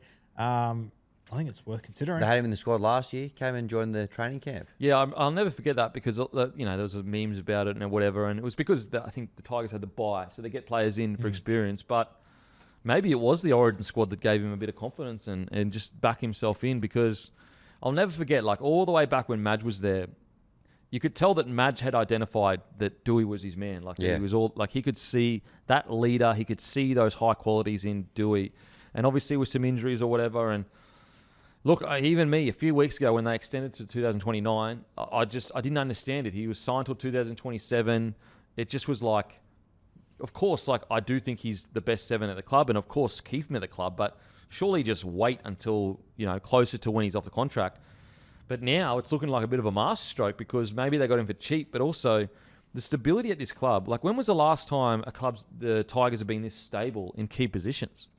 No, it's been a long time. And not just the key positions, to be honest with you. Like, even in the other positions, outside backs, back row. Like, now there's a little bit of depth and there's quality through the club. And, in the reserve grade side, that guys can come in and they're ready-made to come in and fill those holes. Great example, Jock Madden. What a question. Like, Jerome Luai's supposed to come back this week. He'll obviously come straight back in. But, like, what do we do here? Because these guys have gelled so well. Jock Madden hasn't missed it, but we haven't really missed anything by not having Jerome there in the last couple of weeks. If anything, we've even been a little bit more well-oiled than we had been leading into it. So there's a lot of depth around the club, good vibes around there, and credit to Benji for fostering that kind of a squad. Well, the one thing you do know is that, if there's any injuries in your halves, you've got a guy ready to go. Yep. Whereas before, back in the day, it was like... a massive drop-off. Yep. And you're kind of getting guys that play at fullback in the reserves coming in and trying to play at number 6 and all sorts of stuff like that. So, yeah, it's a good spot to be in at the moment. Outstanding. What an incredible story about believing in yourself, backing yourself. I remember a few years ago where they were trying to lowball him, I think, Dewey, and he backed himself, even though he's on injury. He was like, nah, that's ridiculous. Like, I'm worth more than that. And that same self-belief that he had back then is put him in good stead to do what he's doing now. Because, what do you reckon? Out of 7s, obviously Cleary, number 1 in regards to form, just pure form. Tanner Boyd, probably 2nd. Dewey 3rd. Well, I could argue if you Dewey. go on the whole 6 games, you've got to have Dewey on top of Tanner. Okay, well, Dewey 2nd, Tanner 3rd. Yeah. That's incredible. Crazy, yeah. Incredible stuff. And Tanner Boyd's been exceptional too, but Adam Dewey showed up has he had a bad game yet? No. I don't think so. No. Yeah. I don't think so. Yeah, got injured in one, but that was about it. Hey, speaking of backing yourself in, Patrick Herbert, Tiger number 306 on the weekend. Outstanding. He came in and played in the centres. He's been killing it in Cup, a couple of Man of the Match awards, throwing a few quarterback style passes around. I was saying to Drew in the green room beforehand. Patrick Herbert, he kind of sounds like an NFL quarterback sort of name. He was unbelievable the other day. And Taruva playing outside of him was the beneficiary there. When they brought him in, I sort of thought, and the team they even named had Macassini going out to the wing. I was like, here we go. Finally, we might get to see him play on the wing during the regular season, but left him at centre. Mm-hmm. Interesting to see. I thought he had a good hit out Macassini yesterday as well, but Patrick Herbert for me, I reckon if you're Stafford-Toa coming back in, you're going to have to be doing something pretty special to get your spot back. Well, the other thing as well, and to be fair, you've been calling for Patrick Herbert for a few weeks now, but I said last week in New South Wales Cup, he was, the best on ground. He was incredible. He played left centre in that game. So even going into that game, they picked Stafford-Toa at right centre, him at left centre. He did so well, they picked him in right centre to come back into first grade and had the game that he did. Mate, the right side was so dominant. Like, this is on my head, obviously. I didn't even realise Macassini didn't play wing. Because the ball didn't go left. Yeah. They just went right, and every time they did, they scored. It was, Patrick Herbert, as you said, off the construction site, straight in. Not straight in, it's been a long journey, but just 6-week trial. Random call. I think he was on the construction site. Yeah. Random call from Benji. And he wasn't looking to come back to first grade or anything. Just random call. Said, hey, mate, would you want to come back? Give you a 6-week trial. Now he's playing NRL. What a story. And thriving. Thriving, yeah. Doing good things. And it wasn't just the try that he scored. It was 180 metres. So here we go. 184 metres, 40 post contact, 4 tackle breaks, a line break assist, and 12 tackles. And 2 quarterback passes. And 2 quarterback passes. Yeah. We already spoke about him a bit, but Alex Twal, I didn't know he had... I always just assumed he was going to be one of the best defensive forwards in the competition. Like, that was where his bread and butter was. mate, he has grown an extra leg this year. He has been so friggin' good for the Tigers that, like, I don't have him in the Blues squad, but I don't think it's that crazy to just have his name around abouts, or, like, if they have an extra extended squad, to have him in there for a bit of confidence. Like, that's how good he's been playing. Yeah. Like, I can't believe it. Yep, nor can I. We've sure as shit picked worse guys. There's no doubt about it whatsoever. Yeah. Alex Twal, at least he is playing to a level that you go, he deserves it. And you know that he's not going to go out and have a fucking brain explosion. He's going to go out and just work his dick off. He's a guy that's not getting picked because he's got all this upside and he can do these incredible things. He is just playing tough every single week. I didn't believe he had this in him. I didn't think he'd be able to do it to the consistent level he's doing it as well. I said this about Terrell May last year. 12 never looks tired. I know. He just keeps going and going and going. Yep. That's all ever since Fletcher and Hindy take him under his wing and, just turn him into the fine-tuned athlete he is today. Absolutely. And another just quick shout-out. Kai Pearce-Paul, 3 offloads, but 40 tackles, 0 misses on an edge. Like, wow. Might be the greatest decoy of all time. I couldn't believe he was the only one that didn't score a try yesterday on that right edge. Yep. Yeah. 40 tackles, 0 misses, though. Like their back row, 24 tackles from Fainu, only 1 miss. 40 tackles from Kai Pearce-Paul, 0 miss. Alex Twal, 42 tackles, only 1 miss. That's fucking good. I think the other thing about KPP yesterday as well, I reckon you can probably talk more about it, Ham. I reckon 5 of those 40 tackles was him leading the kick chase, waiting for the fullback to come down, and then just nailing him every single time. Yeah. So good for the Tigers. They deserve everything that they're working towards. A little watch on Sam Fainu, bit of a knee concern apparently. Had a strapped up MCL situation there. He's off a scan, so hopefully it's not too bad because he's a very important part of the team and been playing some great footy. What would you do then? Seyfarth? I think Seyfarth probably comes in, although I love the way that they've used him so far this year. 15, 20 minutes of chaos from Seyfarth to close out a game has been exceptional. But I suppose he would be the natural kind of fit to come in. What about when Royce the Choice lost the ball, looked straight at his skipper and said, challenge that, and Happy went, can't help you. Saw it on the replay. It was a strip 100%. Appy was great as well. Outstanding, doing what Appy does. Oh, so crafty. His craftiness. Nice try as well, obviously. Just before we move on to the Knights, Hammy's hero for this week. Shout out to it, brought to you by Sportsbet. It's going to Sania Taruva. Not only did he score a hat-trick, did his ankle or something, could have probably scored 5 tries, but he just looked like he got stuck in the quicksand a little bit towards the end of the game. But his post-match interview so good. with the guys on the couch and Tom Jenkins, who pinched his spot at the Panthers, absolute pisser, and just getting stuck into the boys about origin chat and all this sort of stuff. Is there a funnier player in the NRL at the moment than Sania Taruva? Mate, he's anyone you speak to that has dealt with him in a squad, they just reckon he's hilarious. Every time they put a mic in his face for an interview, or he's like the go-to guy on the Tigers' social media. Yep. He is flying at the moment. Just seems like such a great locker room, great vibe guy. So good to see him going well. Okay, on to the Knights. To be honest, I struggle to be too negative on the Knights just because they've been up so much this year. That, yes, the first 20 minutes were quite poor and they, errors and field position, all that stuff. But look, from where they were at the start of the year, heading into this season, to where they are now, you're going to have these little drops in form, in my opinion. So I actually don't read too much into this. It is what it is. Down day at the office, they'll be back. I'm the same. As soon as the boys went down injured and they came back from Vegas and that happened, I sort of thought this would happen to them 3 times in the next 5 weeks. If it happens once, I think they head back home, a couple of home games over the next few weeks, I believe. I'm not overly concerned, realistically. I think that they've done enough in their other games to show you what they're about. Yeah. I just think that, when you've got this squad playing out of their skin above essentially what anyone expected, they're going to have... And also, they're up against a Tigers side who, for a period last year, was pushing towards the 8. And so the Tigers are red hot. Everything's working for them. All the, even little things, like Herbert's throwing these NFL passes, it's landing. Everything just came together for a bad day at the office. And they don't have guys like KP and Dylan Brown out there to just lift him out of a 15-minute lull, Yeah, and I think the reality is too, when the West Tigers are going good, Leichhardt, Campbelltown, they're hard places to go to. Yeah. And so for example, let's say they score those 3 tries in the first 15 minutes. Usually, Kalen Ponga would go, all right, circuit breaker, here's the length of the field try, or Dylan Brown. That's why they get paid $1 million a year to do that kind of stuff. and they just weren't there to be the circuit breaker. So I'm actually not too negative on the Knights. What I loved about it was that, okay, yes, did the Tigers put the cue on the rack? Yes, they did. But I loved the fact that even though the game was done, they were still fighting all the way to the end. Yeah, 100%. Our man, Phoenix Crossland, 61 tackles. Bro. Broken face, what was that, last week or the week before? Week Crazy. before, yeah. The other one, mate, that I think he's just got absolute spiders on him at the moment, Dane Gagai. Fuck. Wow.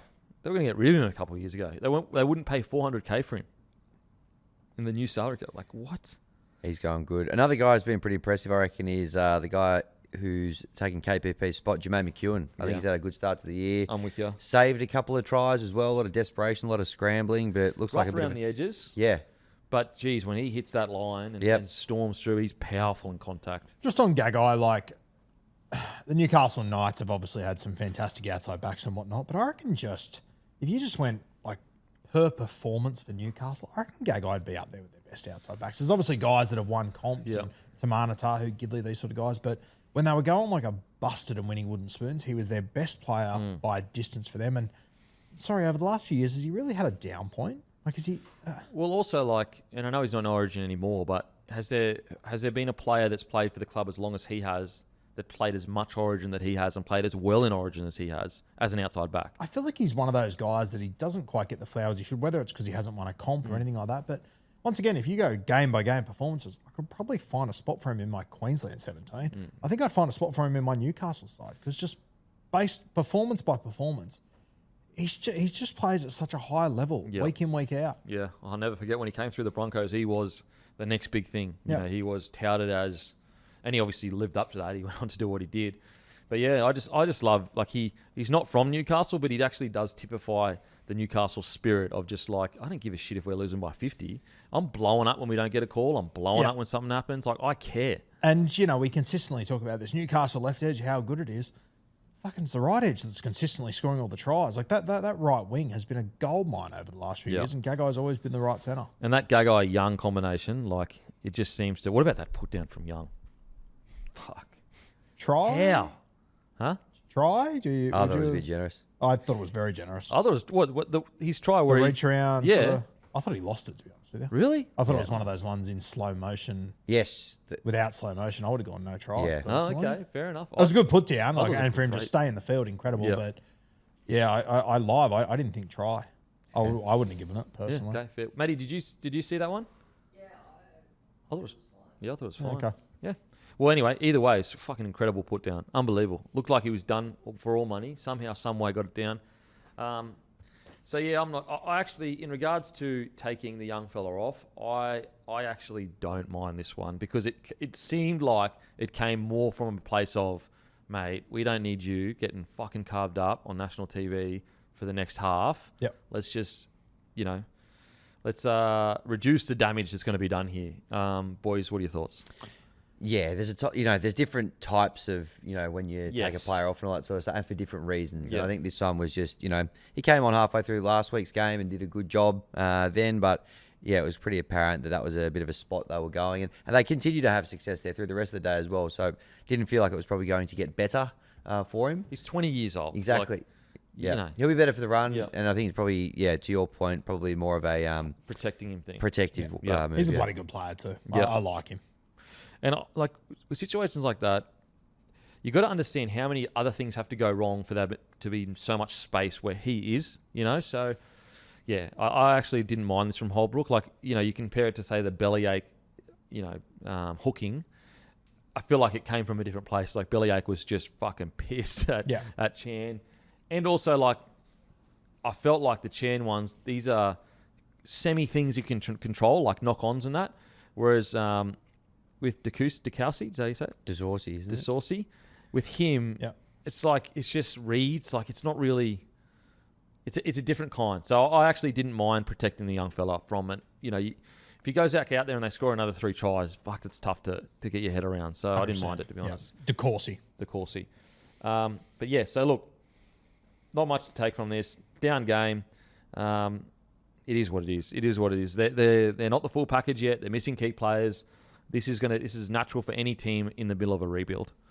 What about the shot that was put on Tyson Frizzell? I forget who it was, but you could just tell instantly by his face. Oh, World of hurt. my God. Takes a lot to get Frizzell off the field. Yep, absolutely. Absolutely. Okay, that's us done and doosted. It's time now. Let's face a bit of, not face a bit of music, let's create a bit of music. Yeah, let's do that. Yeah. For sure. All right. The North Queensland Cowboys, they host the Manly Seagulls. Cowboys $1.59, Seagulls $2.36. The line is 4.5 points. Almost one of the games of the round. There's two teams in hot form at the moment. How do you see it playing out? Ooh, what's the line? 4.5. Kieran 4.5. I'll go Manly head to head. Yep, 236. I'll take Manly with a start. Yep. Matty has actually messaged his through to me as he doesn't have a mic. Cowboys 13 plus. He's going with $2.75. I'll take the Cowboys to cover the 4.5. They're humming at the moment. That'll be a good game on Thursday. Then we go to Canberra. The Raiders $2.14 host the Storm $1.71. 2.5 points is the line. 6 p.m. Friday. I'm just going to stay above. Oh, man. This is fucking so hard. I'll go Storm head to head. $1.70. Raiders 1 to 12. $3.25. Matty's gone the Raiders head to head. I too will go Raiders head to head. $2.14. The Dolphins $4.90. They host the Panthers $1.18. 14.5 is the line. Penrith coming off a loss. Dolphins coming off the bye. Dolphins 13 plus. $15. Give me Dolphins with the start. Yep. Matty's gone the Panthers 13 plus. I'll do that as well for $1.68. Super Saturday, we're over to New Zealand. The Warriors $1.30 host the Titans $3.57. 11.5 points is the line.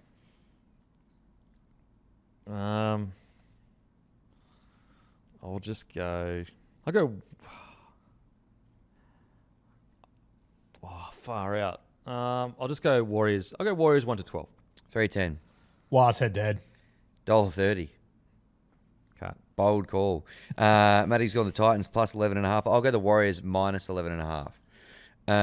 Rabbitohs $1.23. They host the Dragons $4.25. 13.5 is the line. Dragons looking for their first win of the year. Dragons 13 plus. $12. What a rank betting game. Not easy. South Sydney minus 13.5. Actually, I'll go South Sydney 1 to 12. $3.25. Matty's going to take the Rabbitohs 13 plus. I'll take the Rabbitohs 13 plus as well.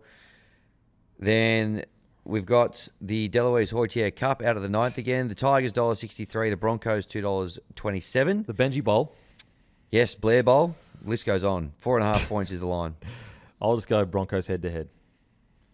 Tigers 1 to 12. $3.05. Matty's gone the Tigers head to head. I will take the Tigers minus 4.5. Then we're on to Sunday. Roosters $1.42.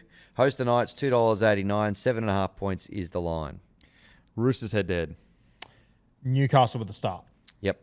Matty's going to take the Roosters minus 7.5. I'll take the Knights with the start as well.